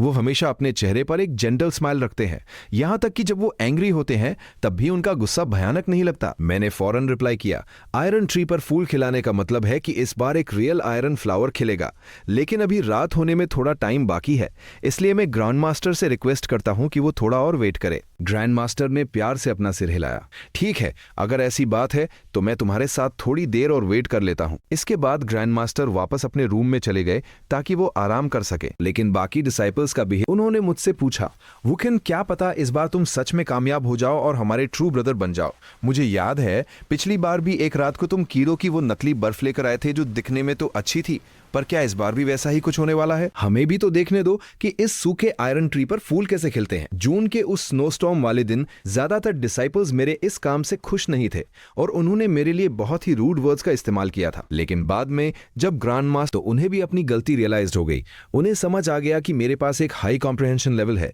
और मैं कल्टीवेशन के लिए एक परफेक्ट मटेरियल हूँ, किसी ऑर्डिनरी मॉर्टल की तरह वर्थलेस नहीं हूँ। यहाँ तक कि कुछ डिसाइपल्स ने तो स्पेशली आकर मुझसे माफी भी मांगी थी। हालांकि मैंने बस मुस्कुराकर उस बात को रफा दफा कर दिया। मुझे कहना होगा कि ये सभी शोधौजरन यानी कल्टीवेटर्स सच में बहुत ब्रॉड माइंडेड और काइंड हैं। उस दिन उन्होंने जो कुछ भी कहा वो बस इसलिए था क्योंकि उन्हें लगा कि मैंने ग्रैंड मास्टर को ऑफेंड किया है, जिससे उन्हें गुस्सा आ गया था। जहां तक बेवजह दूसरों को परेशान करने वाले लूजर्स की बात है तो वो इस कैवे में बिल्कुल एक्सटेंड नहीं करते। यहाँ तक कि वुकोंग भी बहुत क्यूरियोसिटी के साथ आसपास की सारी तैयारियों को देख रहा था। मैंने उस आयरन ट्री के चारों तरफ एक 6 metre high double layered flower, इस आयरन ट्री के मेन ट्रंक में ही उस पोल की जगह ले ली थी। ये फ्लावर ट्रेलिस असल में सिंबलाइज करती थी कि कैसे अनसोर्स जन्म देता है।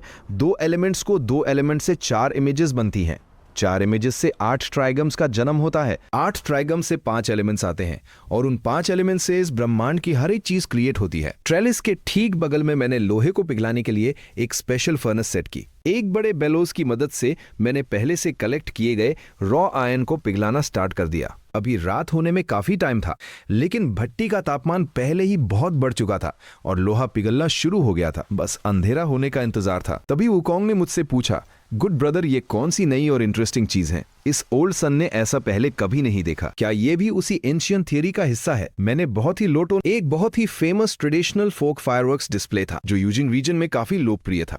इसकी शुरुआत स्प्रिंग एंड ऑटम पीरियड में हुई थी। नॉर्दर्न सोंग डायनेस्टी में इसका स्ट्रक्चरल फॉर्म बना और मिंग एंड चिंग डायनेस्टीज के दौरान ये अपने पीक पर था। ये असल में ब्लैकस्मिथ्स के एक रिलीजियस रिचुअल से शुरू हुआ था, जिसका सीधा कनेक्शन उस समय की आयरन स्मेल्टिंग इंडस्ट्री और फोक बिलीफ से था।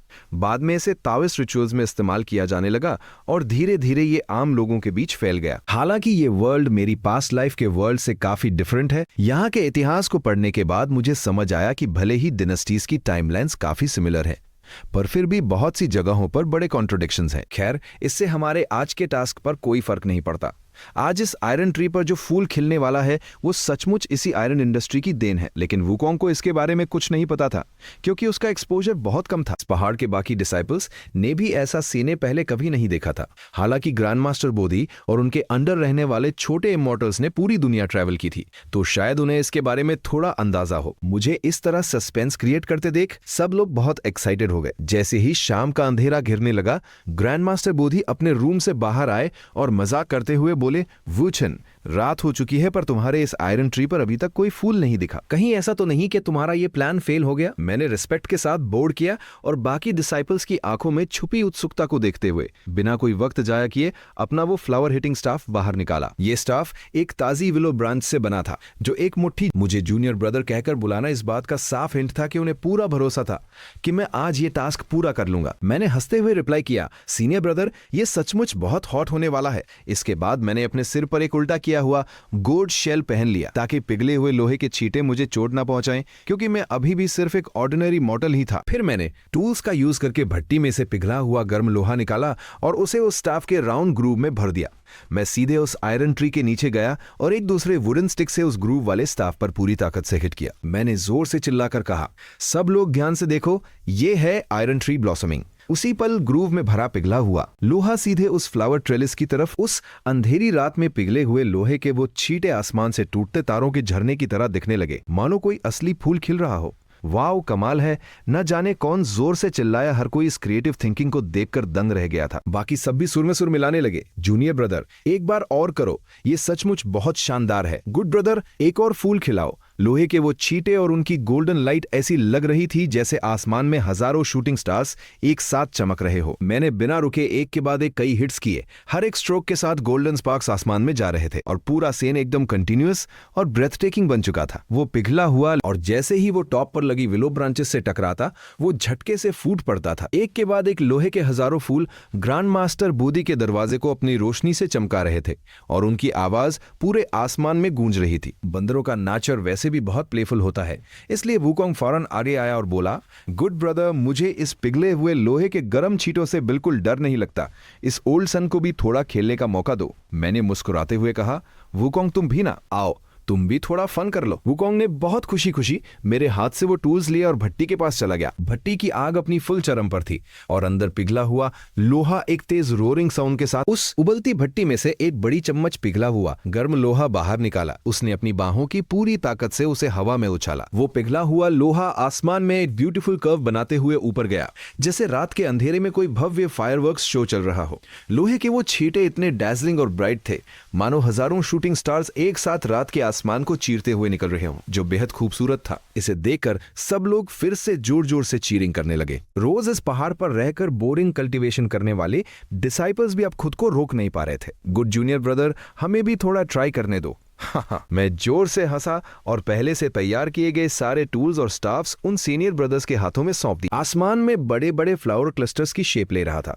एक के बाद एक हजारों लोहे के फूल उस ट्री से नीचे गिर रहे थे। चूंकि वहां खुद ग्रैंड मास्टर और इतने सारे सीनियर ब्रदर्स मौजूद थे और हमारी सेफ्टी मेजर्स भी बहुत सॉलिड थी, इसलिए आग लगने का कोई खतरा नहीं था। सब लोग एक एक करके पिघला हुआ लोहा हवा में उछाल रहे थे और वो गोल्डन स्पार्क्स लगातार आसमान में ब्लूम कर रहे थे, मानो उन्होंने उस पूरी रात को ही आग लगा दी हो। उन सीनियर ब्रदर्स में से एक, जो मुझे अच्छे से याद है क्योंकि ये वही थे जिन्होंने मुझे पेट्रोलियम की लोकेशन ढूंढने में हेल्प की थी, वो असल में अल्केमी के एक एक्सपर्ट थे। उन्होंने मेरी तरफ देखकर कहा, जूनियर ब्रदर, तुम्हारा ये आयरन ट्री ब्लॉसमिंग का तरीका सचमुच किसी मैजिक रिचुअल जैसा है। इसका इस्तेमाल करके हम ब्लेसिंग्स मान सकते हैं, डिजास्टर्स को टाल सकते हैं और इविल स्पिरिट्स को घर से दूर रख सकते हैं। ये बहुत ही यूजफुल है।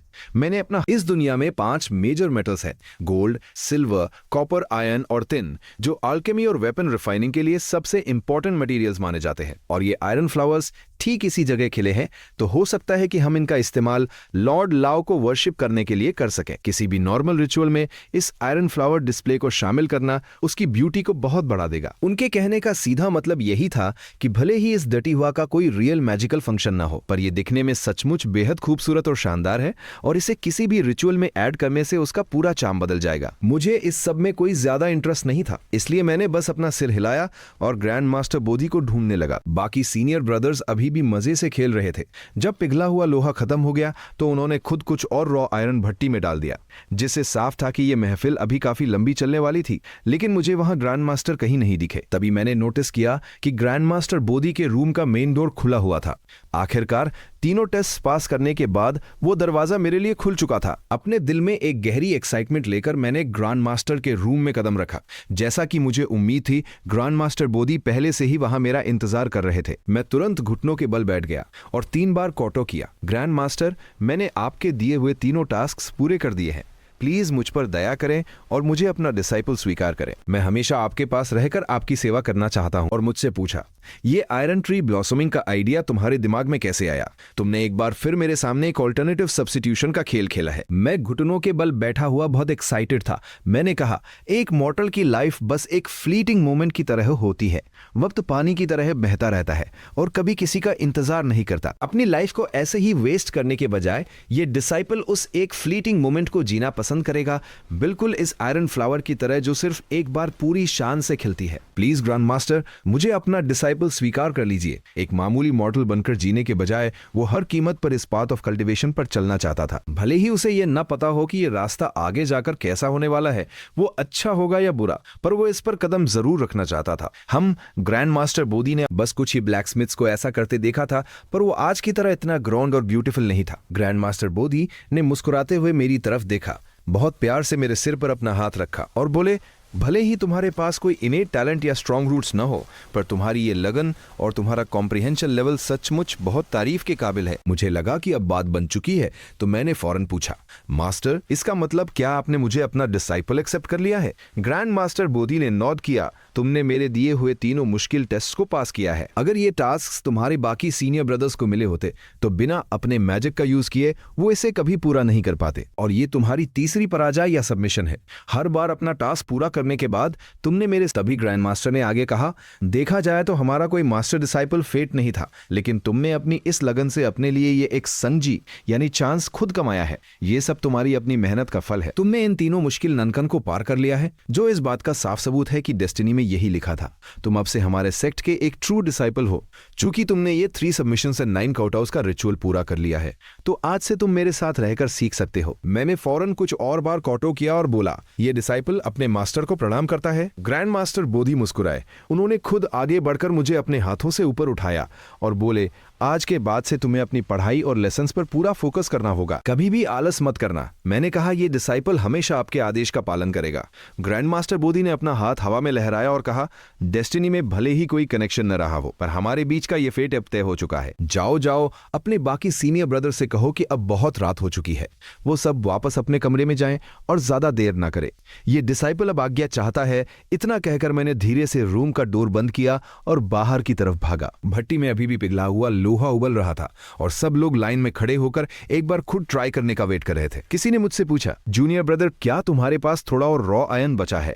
जल्दी से लेकर आओ, आज की ये रात सचमुच बहुत यादगार बन गई है। जूनियर ब्रदर ने हमसे कोई झूठ नहीं बोला था। इस आयरन ट्री पर खिले फूल सचमुच मेरी इस सामान को समेटने में थोड़ी हेल्प कर दें ताकि हम सब जाके आराम कर सकें। सबने जब ये सुना तो उन्हें भी ये बात सही लगी, लेकिन वो तुरंत वहां से नहीं गए, बल्कि उन्होंने बहुत मन से उस आखिरी बैच के पिघले हुए लोहे को भी हवा में उड़ाया। वो क्रैकलिंग स्पार्क्स उस पूरी अंधेरी रात को अपनी रोशनी से चमका रहे थे। वुकोंग फौरन मेरे पास आया और मुझे कॉन्ग्रेचुलेट करते हुए बोला, ब्रदर, तुम्हें बहुत बहुत बधाई। आखिरकार तुम्हें ग्रैंड मास्टर के सेक्ट में एंट्री मिल ही गई। अब से हम दोनों मिलकर इस ग्रेट दाव को पा सकते हैं। मैंने मुस्कुराते हुए कहा, सीनियर ब्रदर वुकोंग, आगे से प्लीज मेरा थोड़ा ध्यान रखना। सीनियर ब्रदर सुनते ही वो बंदर खुशी के मारे झूम उठा। हमेशा वुकोंग ही दूसरों को सीनियर ब्रदर कहकर बुलाता था, पर आज पहली बार उसे मौका मिला था कि कोई दूसरा उसे सीनियर ब्रदर कहे। वुकोंग बहुत, अरे नहीं नहीं, अभी तो रात में काफी टाइम बाकी है। चलो इसका पूरा मजा लेते हैं और उस दिन का वेट करते हैं जब हम सच में अपनी रियल स्किल्स सीखना शुरू करेंगे। जब से मैंने ऑफिशियली सेक्ट में ज्वाइन किया था, मैं ग्रैंड मास्टर बोधी के लेक्चर्स को बहुत ध्यान से सुनता था और मुझसे कभी कोई गलती नहीं हुई। देखते ही देखते मुझे इस पहाड़ पर आए पूरे 7 इयर्स हो चुके थे, जो कि एक लंबा समय था। सब कहते हैं कि एक इमॉर्टल बनना बहुत अच्छी बात है, पर इस पाथ ऑफ कल्टीवेशन की मुश्किलों को कितने लोग सच में झेल पाते? कितने ही लोग एक सिंगल डे में सीधे हेवन में असेंड करने के झूठे सपने देखते हैं, लेकिन उनसे एक कंप्लीट स्क्रिप्चर या टेक्स्ट भी ढंग से पढ़ा नहीं जाता। कल्टीवेशन का रास्ता सिर्फ आपकी बॉडी को नहीं, बल्कि आपके सोल और मन को भी रिफाइन करता है। यही इन सालों में मेरा सबसे बड़ा एनलाइटनमेंट था, और मैं यहाँ इसलिए टिक पाया क्योंकि मुझे अच्छे से पता था कि ग्रैंड मास्टर बोधी के पास सच में वो रियल नॉलेज और स्किल्स हैं। एक स्ट्रॉन्ग टारगेट और उम्मीद होने की वजह से और उन तीनों टेस्ट के बाद कहानी अब यूनिवर्सिटी लेवल्स तक पहुंच चुकी है। इस दिन पात्रियार बोधी अपने हाई थ्रोन पर बैठे और सारे इमॉर्टल्स को बुलाकर अल्टीमेट ट्रूथ पर लेक्चर देने लगे। वो सीन ऐसा था कि आसमान से फूल बरस रहे थे और जमीन से गोल्डन लोटसेस निकल रहे थे। ये टीचिंग्स इतनी डीप थी कि सारा यूनिवर्स इसमें समा जाए। सन वुकोंग साइड में बैठकर सुन रहा था, पर वो खुशी के मारे अपने कान और सिर खुजलाने लगा, मुस्कुराने लगा। मैंने जब ये देखा तो उसे रोका नहीं, क्योंकि मैं समझ गया था कि अपॉर्चुनिटी आ चुकी है। वुकोंग खुद को कंट्रोल नहीं कर पाया और खुशी से नाचने लगा। पात्रियार्श ने उसे देख लिया और पूछा, वुकोंग, तुम डिसिप्लिन में रहकर चुपचाप लेक्चर क्यों नहीं सुन रहे? इतनी केयरलेस बिहेवियर क्यों? वुकोंग ने जमीन पर सिर पटका और अपनी गत्रियार बोधी मुस्कुराए और उन्होंने हाँ में सिर हिलाया। फिर उन्होंने पूछा, अगर तुम्हें ये डिवाइन साउंड समझ आ रहा है तो मुझे बताओ, तुम्हें इस माउंटेन पर आए कितना टाइम हो गया है? वुकोंग ने अपना सिर खुजलाया और बोला, मास्टर, मुझे बस इतना याद है कि मैंने पास की पीच माउंटेन पर 7 बार जाकर पीचेस खाए हैं। ब्रदर वहन ने भी कहा था कि ये हमारा 7th ईयर है। पात्रियार बोधी में सिर हिलाया और मेरी तरफ देखा। वुकोंग, क्या ये सच है? पात्रियार को अपना नाम लेते सुन मैंने तुरंत बो किया और कहा, यस मास्टर, ये सच में हमारा 7th ईयर है। इन सालों में मैंने काउंटलेस दाविस्ट स्क्रिप्चर्स और बुद्धिस्ट टेक्स्ट को स्टडी किया है। पात्रियार्च ने नोट किया और कहा, तुम दोनों एक साथ इस आश्रम में आए थे, तो अब से तुम दोनों एक साथ एडवांस स्पेल्स सीखोगे। मैंने और वुकोंग ने एक दूसरे को देखा और हम दोनों की आंखों में एक क्लियर एक्साइटमेंट थी, इसलिए हम दोनों ने एक साथ झुककर कहा, हम पूरी तरह से आपके डिसीजंस को फॉलो करेंगे मास्टर। पात्रियार्च ने सिर हिलाया और बोले, डाओइज्म के 3000 पाथ्स हैं और 800 साइडवेज है। मेरे पास 360 मैजिकल मेथड्स हैं और हर मेथड से एनलाइटनमेंट मिल सकता है। वुकोंग बोला, मास्टर, मुझे इन मेथड्स का डायनामिक समझ नहीं आता, आप ही हमारे लिए बेस्ट पाथ चूज कीजिए। पात्रियार्च ने फिर मेरी तरफ देखा और पूछा, और तुम्हारा क्या चॉइस है? मैंने कहा, मास्टर, ये बेसिक मेथड्स तो बस ऑर्डिनरी ट्रिक्स हैं, इनसे अल्टीमेट पावर नहीं मिलती, आप हमें कोई रियल अल्टीमेट स्किल सिखाइए। पात्रियार्च बोधी ने अपना सिर हिलाया और कहा, ये मेथड्स कोई ऑर्डिनरी ट्रिक्स नहीं है। और वो वुकोंग की तरफ मुड़े और बोले, वुकोंग, मैं तुम्हें शू डोर का पाथ सिखाता हूं, जिसमें तुम्हें भविष्य देखने की टेक्निक्स, फॉर्च्यून टेलिंग और हाउ टू अवॉइड डेंजर के प्रिंसिपल सिखाए जाएंगे। क्या कहते हो? वुकोंग ने थोड़ा सोचा, फिर मेरी तरफ देखा, अपनी आंखें घुमाई और बोला, मास्टर, मैं भी सीनियर ब्रदर की तरह अल्टीमेट दाओ सीखना चाहता हूं, मुझे ये बेसिक स्किल्स नहीं सीखनी। मैं थोड़ा मुस्कुराया। एक्चुअली वुकोंग को लगता था कि मैं बहुत स्मार्ट हूं और मैं जो भी स्टेप लूंगा उसके पीछे कोई डीप मीनिंग होगा, इसलिए वो बस मेरे फुटप्रिंट्स को फॉलो कर रहा था। पात्रियार्च बोधी ने हंसते हुए कहा, तुम बंदर भी ना, हर चीज में अपने भाई को कॉपी करते हो, तो तुम्हें ये डिवाइन टेक्निक भी नहीं सीखनी? वुकोंग ने पलटकर पूछा, मास्टर, क्या इन बेसिक स्किल से मुझे इमोर्टैलिटी मिलेगी? अगर नहीं तो इन्हें सीखने का क्या फायदा? पात्रियार्च ने सिर हिलाया।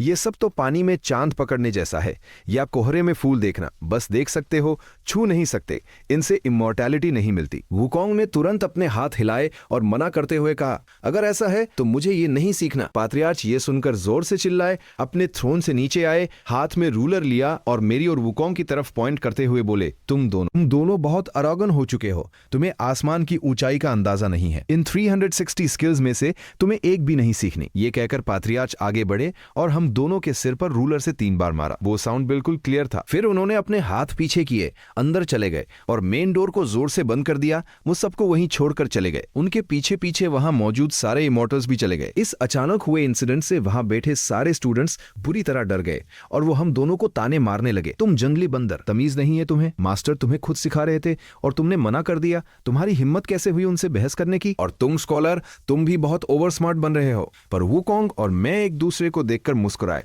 हमें जरा भी गुस्सा नहीं आया। हम हाथ जोड़कर सबसे माफी मांगने लगे। जब सबने हमारा हम्बल एटीट्यूड देखा तो उन्होंने बात को ज्यादा नहीं खींचा और सब खुशी खुशियां अपने रूम्स में चले गए। इसके बाद हम 3 स्टार्स केव के सामने खड़े होकर शाम होने का वेट करने लगे। हमारा मन था कि बस जल्दी से रात हो जाए। जब ट्वाइलाइट का टाइम आया तो सारे सीनियर ब्रदर्स अपने बेड्स पर सोने चले गए, अपनी आंखें बंद की और मेडिटेशन मोड में आ गए। जैसे ही मिडनाइट का टाइम हुआ, वुकोंग चुपचाप अपने बेड से उठा, अपने कपड़े पहने, धीरे से फ्रंट डोर खोला और सबसे छुपकर बाहर निकल आया। उसने ऊपर देखा, मूनलाइट बहुत ब्राइट थी। फिर वो उसी पुराने रास्ते से सीधा बैकडोर की तरफ बढ़ा। वहां पहुंचकर उसने देखा कि दरवाजा आधा खुला हुआ था। वुकोंग आगे आया और मुस्कुराते हुए बोला, ब्रदर, तुम तो मुझसे भी पहले यहां पहुंच गए। मैंने उसकी तरफ देखा और मजाक में कहा, तुम बंदर आधी रात को सो नहीं रहे, यहां क्या कर रहे हो? वुकोंग जानता था कि मैं बस टांग खींच रहा हूं। वो हंसकर बोला, ब्रदर, तुम भी तो यही हो। आज मास्टर ने जो सीक्रेट हिंट दिया था, तुम तो बहुत स्मार्ट हो, तुमने उसे पहले ही डिकोड कर लिया होगा। मास्टर हमारा काफी देर से वेट कर रहे होंगे, हमें जल्दी अंदर चलना चाहिए। पात्रियार्च बोधी ने हमें 3 बार मारा था, इसका मतलब था मिडनाइट का 3rd वॉच। और हाथ पीछे करके मेन डोर बंद करने का मतलब था बैक डोर से अंदर आना, ताकि वो हमें सीक्रेटली अल्टीमेट दाव सिखा सके। इसे कहते हैं बैकग्राउंड सपोर्ट लेना। इसलिए हम दोनों चुपचाप पात्रियार्च के रूम के अंदर गए और उस आधे खुले दरवाजे से स्लाइड करते हुए उनकी बेड की तरफ बढ़े। हमने देखा कि पात्रियार्च बोधी अपनी बॉडी को कर्ल किए दीवार की तरफ फेस करके सो रहे थे। हमने एक दूसरे को देखा, मैंने अपनी फिंगर अपने होठों पे रखी और वुकोंग को शांत रहने का सिग्नल दिया। हम दोनों चुपचाप उनके बेड के सामने घुटनों के बल बैठ गए। हमने उन्हें डिस्टर्ब नहीं किया। काफी देर बाद पात्रियार्च ने अपनी आंखें बंद किए ही बोलना शुरू किया, टफ टफ टफ, दाव का पाथ बहुत मिस्टीरियस है। इस कॉस्मिक एनर्जी को हल्के में मत लेना। अगर सही इंसान को ये सीक्रेट नॉलेज नहीं मिली तो बस मुंह और गला सूख कर रह जाएगा, सब बेकार हो जाएगा। मैंने और वुकोंग ने एक साथ कहा, मास्टर, हम बहुत देर से आपका वेट कर रहे हैं। पात्रियार्च उठकर बैठे और बोले, तुम दोनों सोए नहीं, आधी रात को यहाँ क्यों आए हो? मैंने कहा, मास्टर, यहाँ हमारे अलावा कोई 6 इयर्स यानी कोई चौथा इंसान नहीं है, सिर्फ हम 3 ही हैं। मैंने और वुकोंग ने आज के आपके सीक्रेट हिंट को डिकोड कर लिया था, इसलिए हम आपका ये एहसान कभी नहीं भूलेंगे। पात्रियार्क बोधी ने मजाक में कहा। यहाँ 3 लोग हैं तो टोटल 6 कान, 6 ईयर्स ही तो हुए ना। मैंने मुस्कुराकर रिप्लाई किया, मैं और वुकोंग दोनों आपके स्टूडेंट्स हैं, हम दोनों का सोल टारगेट एक ही है। 6 ईयर्स का मतलब तो किसी थर्ड पार्टी या आउटसाइडर से होता है जो यहाँ नहीं है। पात्रियार्क ने फिर पूछा, पर मैंने तुम्हें सीक्रेट हिंट कब दिया? वुकोंग ने जवाब दिया, मास्टर, कल आपने हमें 3 बार मारा और मेन डोर बंद कर दिया। इसका मतलब यही था कि हम मिडनाइट के 3rd वॉच पर बैक डोर से अंदर आए ताकि आप हमें एडवांस स्पेल्स सिखा सके, इसलिए हमने ये हिम्मत दिखाई। पात्रियार्क बोधी हंस पड़े और हाईली सेटिस्फाइड होकर बोले, तुम सच में एक नेचुरल बॉर्न जीनियस हो, वरना मेरे इस सीक्रेट पजल को कोई कैसे ब्रेक कर पाता। ये बैकडोर सिर्फ तुम्हारे लिए ही खुला था। फिर पात्रियार्क ने अपनी नजरें मुझ पर शिफ्ट की और वो मुझसे और भी ज्यादा इंप्रेस दिखे। और मुझे लगा था तुम्हारा इस बात से कोई कनेक्शन नहीं है, पर तुम्हारा कॉम्प्रीहेंशन लेवल बहुत हाई है। तुमने उन 3 और हंसते हुए बोले, आज मुझे 2 जेन्युइन स्टूडेंट्स मिल गए हैं। अब ध्यान से सुनना, जरा भी फोकस मत खोना, वरना अल्टीमेट डाउ का चांस मिस हो जाएगा और तुम्हें सेकंड चांस नहीं मिलेगा। हम दोनों ने झुककर अपना रेस्पेक्ट शो किया और पूरे फोकस के साथ सुनने लगे। पात्रियार्क बोले, इस सीक्रेट नॉलेज का कोर बहुत सिंपल है। अपनी लाइफ फोर्स को फ्री रखो और फालतू चीजों पर फोकस मत करो। अपनी सारी इंटरनल एनर्जी, एसेंस और स्पिरिट को एक सेंटर में लेके आओ, उसे लॉक करो ताकि वो लीक ना हो। तुम्हारी बॉडी के अंदर एक यूनिवर्स छुपा है। जब तक तुम्हें ये सीक्रेट स्पेल याद रहेगा, तुम्हारी सोल हमेशा प्यूरिफाइड रहेगी। तुम्हें अल्टीमेट रिलैक्सेशन फील होगा। ये फीलिंग बहुत डिवाइन होगी, बिल्कुल वैसी जैसे क्लियर स्काई में फुल मून को देखना। जब तुम्हारी इंटरनल एनर्जी परफेक्टली बैलेंस हो जाएगी तो यिन और यांग खुद ब खुद एक दूसरे से कनेक्ट हो जाएंगे। ये कनेक्शन तुम्हारी लाइफ फोर्स को बूस्ट करेगा, जिससे तुम्हारी इंटरनल कोर स्ट्रांग होगी। जब तुम इन 5 एलिमेंट्स को मास्टर कर लोगे तो तुम सीधे डिवाइन रेल्म में एंटर कर जाओगे। इसी मोमेंट पर पात्रियार्क ने अल्टीमेट कोर सीक्रेट को ब्रेक किया।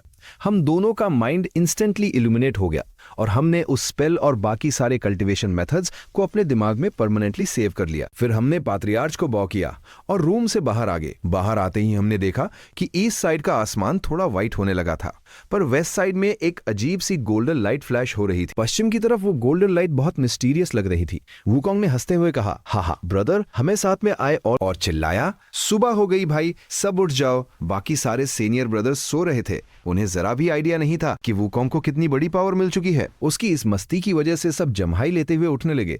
मैंने चुपचाप अपने बेड पर बैठकर अपनी इंटरनल एनर्जी को कंट्रोल किया और डीप ब्रीदिंग शुरू की। मैं जानता था कि वुकोंग आज सच में बहुत खुश है, इसलिए मैंने उसे डांटा नहीं, लेकिन पात्रियार्क ने हमें सिर्फ कल्टीवेशन का एक एडवांस्ड मेथड सिखाया था। एक्चुअल पावर तो हमें खुद की प्रैक्टिस से ही जनरेट करनी थी, तभी हम हमेशा के लिए यंग और इमॉर्टल रह सकते थे। पर आगे आने वाले डिजास्टर्स और टेस्ट से बचने के लिए हमें पात्रियार्क बोधी से 72 ट्रांसफॉर्मेशंस, जैसी कि भले ही वो एक नेचुरल बॉर्न डिवाइन मंकी था, पर उसे भी इन स्किल्स को मास्टर करने में पूरे 3 साल लग गए थे। तो मेरे जैसी ऑर्डिनरी बॉडी को तो शायद और भी ज्यादा टाइम लगने वाला था। एक दिन और बीत गया, यानी स्पेल्स मिलने का 3rd डे। जब उसका माइंडसेट पूरी तरह स्टेबल हो गया, तब उसने अच्छे से नहाकर इंसेंस स्टिक जलाई और ऑफिशियली अपनी प्रैक्टिस स्टार्ट की। फर्स्ट टाइम की प्रैक्टिस को हमेशा फुल रिस्पेक्ट मिलना चाहिए, पर रियलिटी में किसे पता कि वो यहां तक पहुंचा कैसे है। पहले मुझे लगता था कि ये जर्नी टू द वेस्ट की दुनिया है, तो शायद इसके पीछे कोई डीप कंस्पिरेसी थ्योरी होगी, जैसे सन वुकोंग भले ही एक डिवाइन स्टोन से पैदा हुआ है और उसका बहुत बड़ा बैकग्राउंड है, पर उसने उस विशाल समंदर को अकेले कैसे पार किया? वो अकेले पात्रियार्क बोधी के आश्रम तक कैसे पहुंच गया?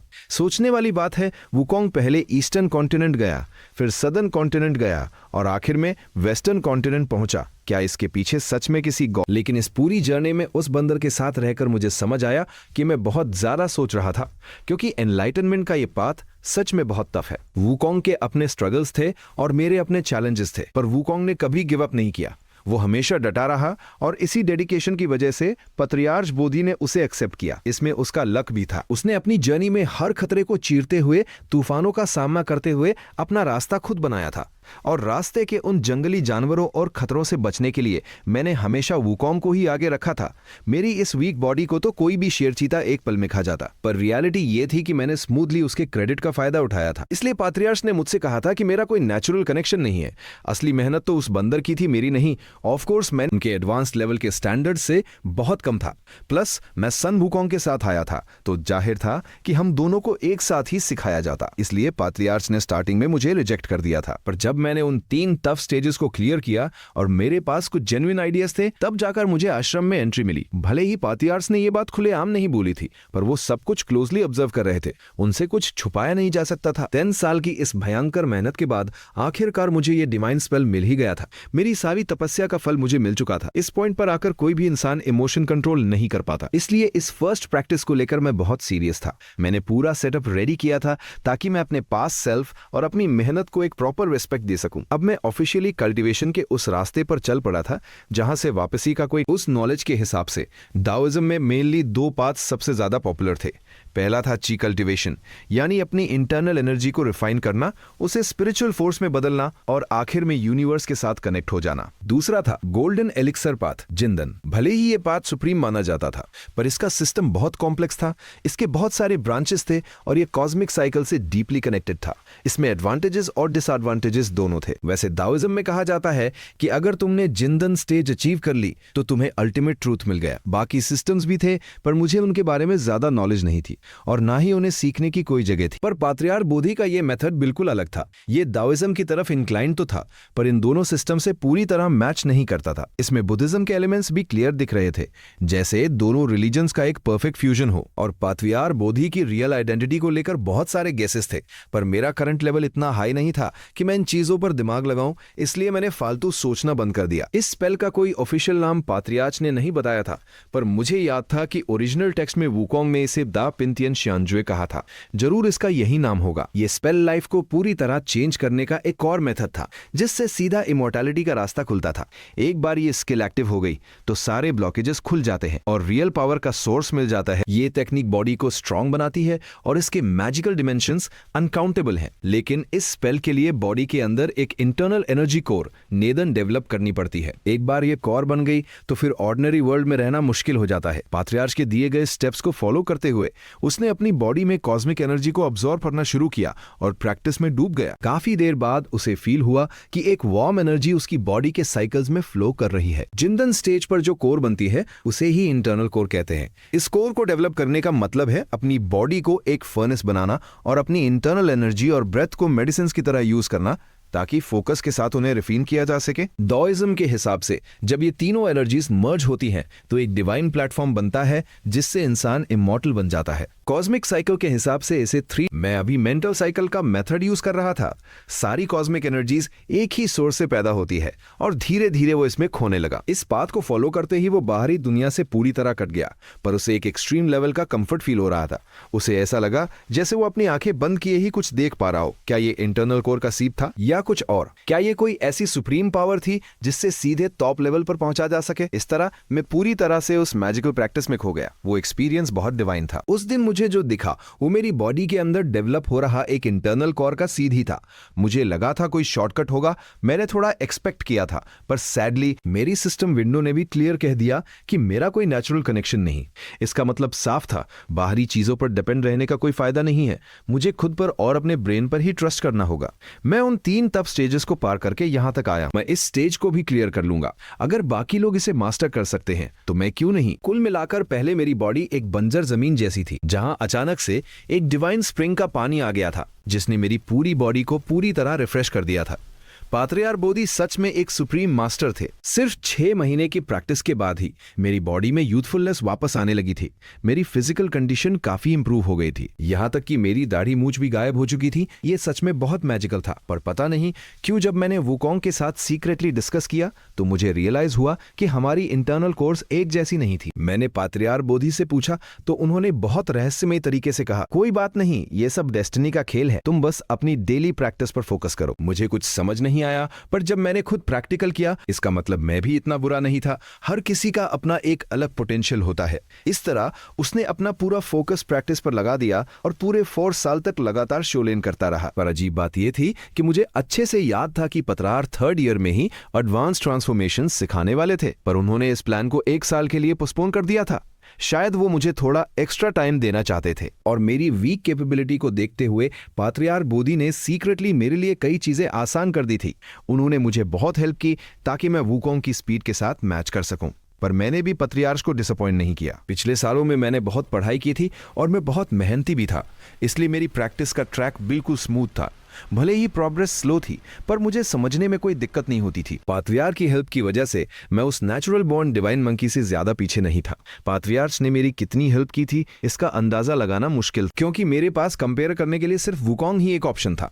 बाकी सीनियर ब्रदर्स को या तो कोर नॉलेज नहीं मिली थी या वो पहले ही इमॉर्टल्स बन चुके थे, तो कंपैरिजन का कोई चांस ही नहीं था। मैंने सीक्रेटली पाथवियार बोधी से इस बारे में पूछा भी था, पर उन्होंने जवाब दिया, हेल्प करने या ना करने की बात ही कहां से आई। तुमने उन टफ स्टेजेस को पार करके ये डेस्टिनी खुद अचीव की है, तो तुम मेरे ऑफिशियल स्टूडेंट हो और तुमने उस सीक्रेट हिंट को भी डिकोड किया, तो ये सब तुम्हारा हक है। उनके ये वर्ड सुनकर मैं बहुत डीपली मूव हो गया। इन्हें कहते हैं असली मास्टर। वो एक गुरु ही नहीं बल्कि पेरेंट्स की तरह मेरा ध्यान रख रहे थे। अब समझ आया कि वुकोंग हमेशा तंग सांजांग के लिए इतना डेडिकेटेड क्यों रहता था। इसके बाद का टाइम उसने हार्डकोर प्रैक्टिस में निकाला। जब 5th ईयर की स्टार्टिंग हुई तो पाथ और सबको टीचिंग्स देने लगे, पर आज पाथियार्स किसी हाई लेवल टॉपिक पर बात नहीं कर रहे थे, किसी अल्टीमेट पाथ के बारे में नहीं, बल्कि वो एक्सटर्नल अपीयरेंस और कोरिल्यूशन पर एक कंपैरिजन दे रहे थे। एक्सटर्नल अपीयरेंस एक बुद्धिस्ट कॉन्सेप्ट है, जिसका मतलब होता है कि इंसान के अच्छे बुरे सुंदर कुरूप इमोशंस उसके एक्शंस और लैंग्वेज के थ्रू बाहर कैसे दिखते हैं। आपने सुना ही होगा कि चेहरा दिल का आईना होता है, ये बिल्कुल वैसा ही था। और कोरिल्यूशन का मतलब कोई हिडन नेगेटिविटी नहीं था, बल्कि इसका मतलब था बॉडी का एक्सटर्नल लेयर जो एक्सटर्नल अपीयरेंस से कनेक्ट होता है, यानी फिजिकल बॉडी के स्ट्रक्चर्स पर बात करना। जब ये लेक्चर चल रहा था, पात्रियार बोधी ने अचानक पूछा, वुकोंग, उन्होंने पूछा, तुम दोनों ने इतने समय में क्या कैपेबिलिटी डेवलप की है, मुझे बताओ। वुकोंग ने सबसे पहले कहा, मास्टर, मैंने स्पिरिचुअल लॉस को मास्टर कर लिया है और मेरी इंटरनल कोर पूरी तरह स्ट्रांग हो चुकी है। मैंने थोड़ा सोचा और पूरे सच के साथ जवाब दिया, मास्टर, मैं थोड़ा स्लो हूं, मेरी प्रोग्रेस बहुत, लेकिन मैंने भी स्पिरिचुअल लॉस को समझ लिया है और मेरी इंटरनल कोर स्टेबल हो चुकी है, मेरी बॉडी स्ट्रांग हो चुकी है। भले ही मैं वुकोंग जितना फास्ट नहीं हूं, पर मैं बहुत ज्यादा पीछे भी नहीं हूं। पात्रियार्च ने सिर हिलाया और कहा, अगर ऐसा है तो डरने की कोई बात नहीं, लेकिन तुम्हें 3 डिजास्टर्स के खतरे से खुद को बचाना होगा। वुकोंग ने हाथ जोड़कर कहा, हम बहुत नासमझ हैं, प्लीज हमारे डाउट्स क्लियर कीजिए मास्टर। पात्रियार मुस्कुराए और बोले, अगर तुमने डाओइस्ट स्क्रिप्चर्स को ध्यान से पढ़ा होता तो तुम्हें इन 3 डिजास्टर्स के बारे में पहले ही पता चल जाता। वुकोंग ने अपना सिर खुजलाया और बोला, मास्टर, मैं रोज बहुत मेहनत करता हूँ, स्क्रिप्चर्स पढ़ता हूँ, इंसेंस स्टिक्स जलाता हूँ, ये मेरा डेली रूटीन है। ऐसा नहीं है कि मैं नहीं जानता मास्टर, मैंने अक्सर सुना है कि जिनका लेवल हाई होता है वो पूरे यूनिवर्स के साथ कनेक्ट हो जाते हैं, उन्हें कोई बीमारी नहीं होती, वो हमेशा अमर रहते हैं। जब मैंने अपनी फिजिकल बॉडी को स्ट्रांग कर लिया है और मेरे पास इंटरनल कोर भी है, तो मुझे इन 3 डिजास्टर से डरने की क्या जरूरत है। उसकी ये बात सुनकर पात्रियार बोधी हंस पड़े। उन्होंने कहा, तुम बंदर को सच में आसमान की ऊंचाई का अंदाजा नहीं है। मेरी बात ध्यान से सुनो, ये दा पिंथियान शियान जुए कोई नॉर्मल स्किल नहीं है, ये एक अल्टीमेट कोर पाथ है। ये यूनिवर्स की पावर्स को चुराता है और सूरज चांद के सीक्रेट्स को हैक करता है। एक बार ये कोर बन गई तो फिर ऑर्डिनरी वर्ल्ड तुम्हें एक्सेप्ट नहीं करेगा। सबसे पहले आज से 500 साल बाद आसमान से हेवनली थंडर तुम्हारे ऊपर गिरेगा।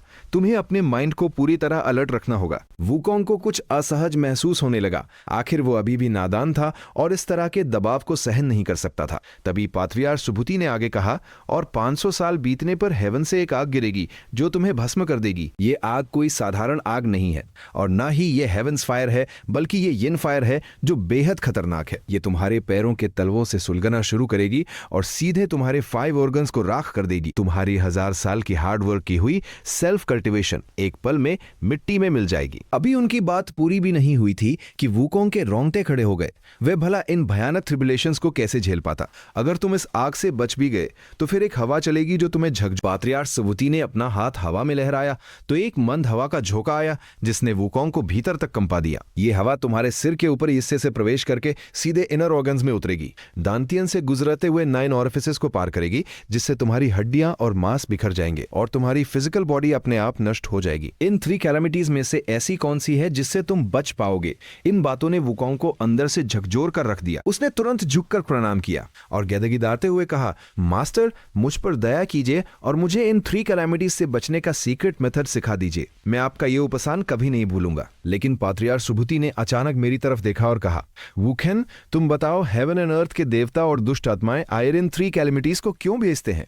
वुखेन, मैंने मन में गहरी सोच विचार की और फिर आदरपूर्वक कहा, मास्टर, ताओइस्ट स्क्रिप्चर्स में कहा गया है, मुझे यह भी पता है कि हेवंस वे का नियम है कि जो अधिक है उसे कम करना और जो कम है उसे पूरा करना। हम जैसे लोग जो हेवन एंड अर्थ की नेचुरल एनर्जी को चुरा के अमरता पाना चाहते हैं, हम निश्चित रूप से उस अधिकता की श्रेणी में आते हैं। इसे समझना मुश्किल नहीं है, क्योंकि इस यूनिवर्स का मुख्य नियम रीइंकार्नेशन और साइकिल पर चलता है, जो निरंतर जीवन देता है। लेकिन जो लोग इमॉर्टैलिटी पा लेते हैं, वे इस साइकिल के दायरे से बाहर हो जाते हैं। अगर हर कोई अमर हो गया तो हेवन एंड अर्थ के रिसोर्स तो सीमित है। खुद को संतुलित रखने के लिए नेचुरल डिजास्टर्स पैदा होते हैं, और जो लोग हाई कल्टीवेशन लेवल पर पहुंच जाते हैं, उनके लिए विशेष रूप से 3 कैलेमिटीज एंड 5 डिजास्टर्स जैसी मुश्किलें पैदा हो जाती हैं। लेकिन हर नियम का एक एक्सेप्शन होता है।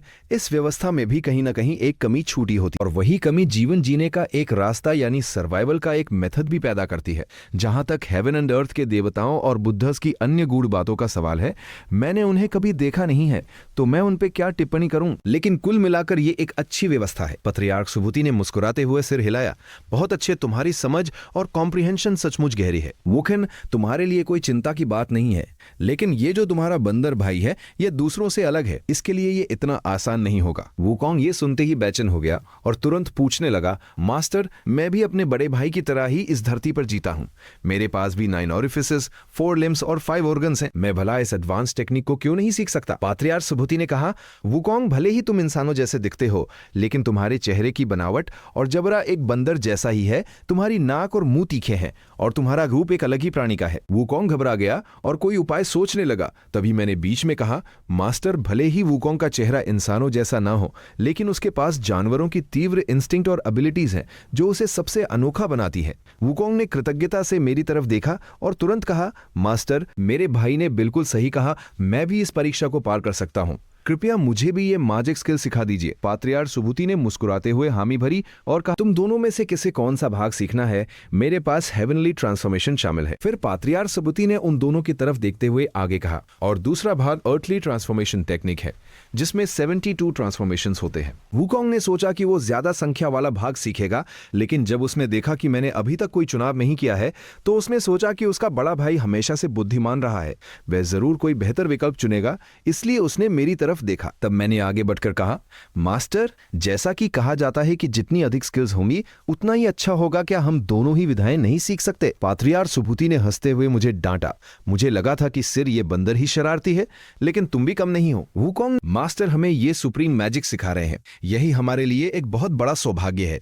हमें लालची नहीं होना चाहिए। आमतौर पर मैं ही वुकोंग को डांटता था, लेकिन आज पासा पलट गया था और वुकोंग मुझे ज्ञान दे रहा था। उसने कहा, बड़े भाई, क्या तुमने संतों की वो कहावत नहीं सुनी कि जो कम में संतोष करता है उसे सब कुछ मिलता है, और जो सब कुछ पाने की इच्छा रखता है वो सब कुछ खो देता है। अगर हम सब कुछ सीखने की कोशिश करेंगे तो हम किसी भी चीज में मास्टर नहीं हो पाएंगे, और अगर 3 कैलेमिटीज आ गई तो हमारी सोल नष्ट हो जाएगी और सब कुछ खत्म हो जाएगा। किसी एक ही स्किल में मास्टर होना सबसे सही है। पात्रियार्क सुबुति मुस्कुराए, लेकिन कुछ बोले नहीं। मैंने हंसते हुए वुकोंग की तरफ इशारा किया और कहा, तुम बंदर, रोज मैं तुम्हें ज्ञान देता हूं, और आज मौका मिलते ही तुम मुझे ही सिखाने लगे। इसके बाद मैंने पात्रियार्क सुबुति को प्रणाम किया और कहा, मास्टर, मैं लालची नहीं हूं, बस मैंने कभी इन heavenly and earthly magic arts को नहीं देखा है, तो मैं बिना जाने कैसे चुन सकता हूं? मैं बस अपने लिए सबसे सूटेबल रास्ता ढूंढ रहा हूं। मैं बस यही चाहता हूं कि जो मेरे लिए सही हो वही मुझे मिले। पात्रियार्क सुबुति ने कहा, यह तो तुम दोनों के भाग्य और डेस्टिनी पर निर्भर करता है। बात जब इस मोड़ पर आ गई तो वुकोंग और इंतजार नहीं कर सका और उत्सुकता से बोला, तो फिर मास्टर, कृपा करके मुझे अर्थली ट्रांसफॉर्मेशन सिखा दीजिए। मैं अधिक स्किल्स सीखना चाहता हूं ताकि मेरे पास बहुत सारी एबिलिटीज हों। ये बंदर सचमुच बड़ा दिलचस्प था। मैंने भी देर ना करते हुए मास्टर से कहा, मास्टर, मैं हेवनली लॉ को सीखना चाहता हूं ताकि अच्छे से सेल्फ कल्टीवेशन करके इन 3 कैलेमिटीज के खतरे से बच सकूं। पात्रियार्क सुबुति ने सिर हिलाया और इशारा करते हुए कहा, अगर ऐसी बात है तो आगे आओ, मैं तुम दोनों को इसका सीक्रेट फॉर्मूला सिखाता हूं। लेकिन याद रहे, ये सीक्रेट ज्ञान कभी किसी बाहरी व्यक्ति को नहीं पता चलना चाहिए, और ना ही तुम दोनों आपस में इसे शेयर करोगे। दोनों ने सिर झुकाकर इस आदेश को स्वीकार किया। उस दिन से दोनों ने अपनी अपनी कल्टीवेशन शुरू कर दी और आपस में कभी अपनी स्किल्स पर चर्चा नहीं की। ग्रैंड हेवनली इमॉर्टल टेक्निक के प्रभाव से सब कुछ बहुत तेजी से समझ आने लगा और हमारी प्रोग्रेस बहुत आस्ट थी। लेकिन अपनी स्टडी के दौरान मैंने एक बात नोटिस की, पावर और डिवाइन टेक्निक्स के मामले में हेवनली आर्ट कहीं अधिक शक्तिशाली थी, लेकिन रूप बदलने के मामले में इसकी संख्या अर्थली आर्ट से कम थी। ठीक वैसे ही जैसे तियानपेंग मार्शल ने खुद कहा था कि उनके 36 ट्रांसफॉर्मेशंस पहाड़, पेड़, चट्टान या विशाल हाथी जैसी चीजों में बदलना तो आसान था, लेकिन सूक्ष्म रूप धारण करना कठिन था। ये बहुत अजीब था कि इन दोनों आर्ट्स में सीर नंबर्स का ही फर्क नहीं था, बल्कि उनका नेचर भी अलग था। हेवनली आर्ट के साथ मिलने वाली डिवाइन एबिलिटीज का मैं दिन रात अभ्यास करने लगा। उम्मीद से बढ़कर मेरा इस प्रकार की मैजिक आर्ट्स में एक अलग ही टैलेंट था और मेरी प्रोग्रेस की स्पीड वुकोंग से भी तेज थी। सच कहूं तो यहां तक सीखने के बाद मैं पूरी तरह संतुष्ट था। मेरा मन था कि मैं बस किसी शांत जगह पर रहकर अपनी कल्टीवेशन करूं या फिर मास्टर के पास रहकर हमेशा उनकी सेवा करूं। लेकिन जैसे जैसे मेरी बाउंड्री और कल्टीवेशन लेवल बत रहा था, मुझे अंदर से एक अजीब सा प्रेमोनिशन होने लगा। मैं हमेशा के लिए मास्टर के पास नहीं रुक पाऊंगा। भाग्य और डेस्टिनी जैसी चीजों पर मुझे पहले भरोसा नहीं था, लेकिन अब मुझे इन पर विश्वास करना ही बद रहा था। लेकिन पत्रियार्च सबूती ने अभी तक हमारे अलग होने की बात नहीं की थी। मेरी इस यात्रा का मकसद ही जीवन के उस एक मौके को खोजना था। सब कुछ सही दिशा में आगे बढ़ रहा था। एक दिन मास्टर और उनके शिष्य 3 स्टार केव के सामने प्रकृति के सुंदर नजारों का आनंद ले रहे थे। तभी मास्टर ने कहा, वुकोंग, तुम्हारी टेक्निक अब तक पूरी हुई या नहीं? वुकोंग ने आदरपूर्वक सिर हिलाया और कहा, मास्टर की असीम कृपा से मैं अब बादलों पर उड़कर फ्लाइट ले सकता हूं। ये कहकर वुकोंग ने अपनी स्किल का प्रदर्शन किया। उसने हवा में एक छलांग लगाई और जमीन से कुछ फीट ऊपर उठकर 5-6 गज की ऊंचाई पर कलाबाजियां खाने लगा। वे बादलों पर सवार होकर कुछ ही पलों में 2-3 मील दूर जाकर वापस लौट आया। वुकोंग वापस आया और उसने अपने हाथ जोड़कर अत्यंत सम्मान के साथ झुकते हुए कहा, मास्टर, इसे ही कहते हैं बादलों की सवारी करना, यानी क्लाउड राइडिंग। पात्रियार्च सुबुति ने हंसते हुए कहा, यह कोई असली क्लाउड राइडिंग नहीं है, इसे तो बस बादलों पर रेंगना कहा जाएगा। प्राचीन काल से ही कहा जाता है कि सच्चे अमरदेव सुबह उठकर पूरे संसार की यात्रा कर लेते हैं, और तुम्हारी ये स्पीड तो 3 मील भी पार नहीं कर पाई। ये तो बस रेंगना ही हुआ। वुकोंग ने अपना सिर खुजलाया। उसे समझ आ गया कि मास्टर उसे कुछ नया सिखाने वाले हैं। उसने पूछा, मास्टर, तो फिर असली यात्रा किसे कहते हैं? मास्टर ने आसमान की तरफ इशारा करते हुए कहा, जो लोग सच में बादलों की सवारी करते हैं, वे सुबह ही 4 समुद्रों को पार करके पूरी दुनिया का चक्कर एक ही दिन में लगा लेते हैं। वही असली क्लाउड राइडिंग है। वुकोंग ने सिर हिलाया और कहा, यह तो सचमुच बहुत मुश्किल है। मास्टर ने कहा, वुकोंग, इस दुनिया में कुछ भी असंभव नहीं है, बस दृढ़ निश्चय होना चाहिए। ये सुनते ही वुकोंग ने उनके पैरों में गिरकर प्रार्थना की, मास्टर, मुझ पर अपनी दया दृष्टि बनाइए और मुझे ये क्लाउड राइडिंग टेक्निक सिखा दीजिए। मैं आपका ये उपकार कभी नहीं भूलूंगा। मास्टर ने कहा, सभी अमरदेव अपने पैरों को आपस में मिलाकर उड़ते हैं, लेकिन तुम्हारा तरीका अलग है। मैंने देखा कि तुम कलाबाजियां खाकर उड़ते हो, इसलिए मैं तुम्हें इसी के अनुकूल सोमरसॉल्ट क्लाउड की टेक्निक सिखाऊंगा। वुकोंग ने फिर से आभार व्यक्त किया। मास्टर ने उसे सीक्रेट स्पेल सिखाते हुए कहा, इस बादल पर सवार होने के लिए तुम्हें अपने हाथों से सील बनानी होगी, मंत्र का उच्चारण करना होगा और एक ही झटके में तुम एक छलांग में 1,08,000 माइल्स की दूरी तय कर लोगे। ये सुनकर वहां मौजूद सभी शिष्य हंसने लगे और बोले, वुकोंग का भाग्य कितना अच्छा है। अगर ये स्किल सीख ली तो ये किसी के लिए संदेश पहुंचाने या डाकिया बनने का काम आसानी से कर सकता है और कहीं भी अपनी आजीविका कमा सकता है। ये साथी शिष्य भी मजाक करने का कोई मौका नहीं छोड़ते। ये दृश्य काफी मजेदार था। तभी वुकोंग ने अचानक पूछा, मास्टर, और मेरे बड़े भाई वुखन का क्या? आपने अभी तक उन्हें अपनी क्लाउड राइडिंग टेक्निक नहीं सिखाई है। कृपया उन पर भी अपनी कृपा कीजिए। ये बंदर सचमुच दिल का साफ था कि इस वक्त भी उसे मेरा ख्याल था। मैंने मुस्कुराते हुए कहा, तुमने तो 72 ट्रांसफॉर्मेशन सीखे हैं, लेकिन तुम्हारी उड़ने की टेक्निक सीमित है, जबकि मेरी हेवनली ट्रांसफॉर्मेशन के अंतर्गत आसमान में बादलों की सवारी और धरती पर इंस्टेंट मूवमेंट की स्किल्स शामिल है। भले ही मैं बहुत एक्सपर्ट ना हूं, लेकिन मेरे पास डिवाइन एबिलिटीज की कोई कमी नहीं है। बस मुझे अभी इसमें मास्टर होना बाकी है। पात्रियार्च सुबुति ने प्रशंसा के भाव से सिर हिलाया और कहा, बहुत अच्छे, लेकिन जब तुम दोनों ही मेरे शिष्य हो तो मैं तुम्हें भी एक विशेष टेक्निक सिखाऊंगा। पात्रियार्च सुबुति ने मेरी तरफ इशारा करते हुए पूछा, वुचें, तुम्हारे पास पहले से ही कई डिवाइन एबिलिटीज है, अब तुम क्या सीखना चाहते हो? ये सुनते ही मैंने तुरंत घुटने टेककर प्रणाम किया और कहा, मास्टर की इस असीम कृपा के लिए मैं आभारी हूं। मेरे पास बहुत सी चीजें हैं, लेकिन उन्हें संभालना और साथ ले जाना बहुत मुश्किल होता है। मैं एक ऐसी स्किल सीखना चाहता हूं जिससे मैं अपने सामान को आसानी से स्टोर कर सकूं। पात्रियार्च सुबुति ने मुस्कुराकर सिर हिलाया और कहा, मैंने देखा है कि तुम्हें हमेशा से ही ताओइस्ट रोबे पहनना पसंद है, तो क्यों न मैं तुम्हें स्लेव यूनिवर्स की टेक्निक सिखा दूं। अगर तुम इसे उच्च स्तर तक सीख गए तो तुम पूरी दुनिया को अपनी आस्तीन में समेट सकूं। यह सुनकर पात्रियार्च सुबुति को यह विद्या आती थी, इसमें कोई आश्चर्य नहीं था, लेकिन वो इसे मुझे सिखाने के लिए तैयार हो गए। ये मेरे लिए किसी सपने के सच होने जैसा था। मैंने तुरंत आगे बढ़कर मंत्र और सीक्रेट फॉर्मूला सीखा और उनका धन्यवाद शुरुआत किया। इसके बाद समय बीतता गया और सभी शिष्य अपनी अपनी साधना में व्यस्त हो गए। वुकोंग को समरसॉल्ट क्लाउड मिल चुका था। वह पूरी तरह आजाद और बेफिक्र होकर अमरता के इस सुख का आनंद ले रहा था। वहीं दूसरी तरफ मैंने स्लीव यूनिवर्स का अभ्यास शुरू कर दिया था। मैं रात भर अपनी आस्तीन में तरह तरह की चीजें, पत्थर, पानी और रोजमर्रा का सामान डालकर टेस्ट करता रहता था। यहां तक कि कुछ महत्वपूर्ण स्क्रिप्ट्स और दस्तावेज भी मैं हमेशा अपने साथ ही रखता था। हालांकि इस वक्त मेरी आस्तीन क्या ये बाहरी दुनिया से पूरी तरह से आइसोलेटेड था?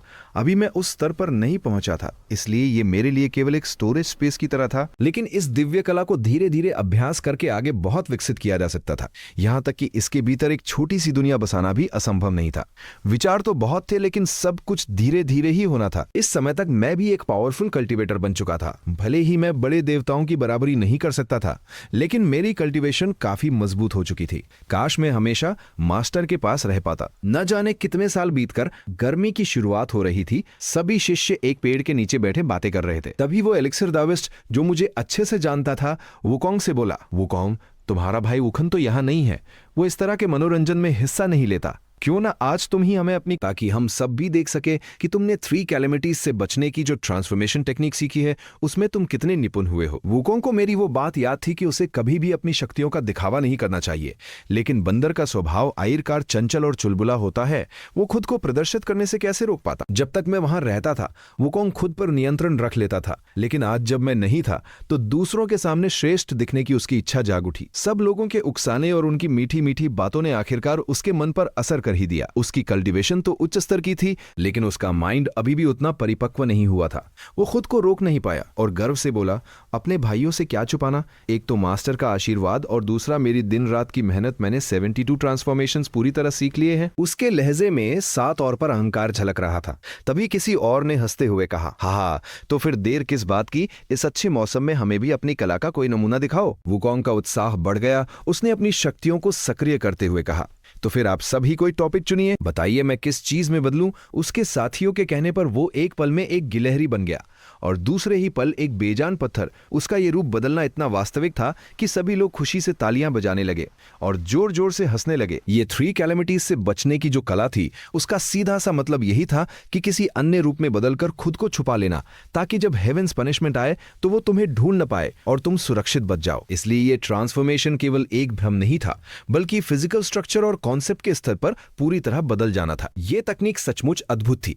तभी तो ये हेवन एंड अर्थ के देवताओं की नजरों को धोखा दे सकती थी और लाइटनिंग, यिन फायर और विंड डिजास्टर्स से रक्षा कर सकती थी। लेकिन जान बचाने वाली इस बेहद गंभीर तकनीक को वुकोंग इस तरह मजाक और दिखावे के लिए इस्तेमाल कर रहा था। अगर मास्टर को इस बात का पता चला तो परिणाम अच्छे नहीं होंगे। उनका ये शोर शराबा इतना बढ़ गया कि उसने सीधे मास्टर को परेशान कर दिया। मास्टर तुरंत अपनी कुटिया से बाहर आए और कड़क आवाज में पूछा, यहाँ कौन इतना शोर मचा रहा है?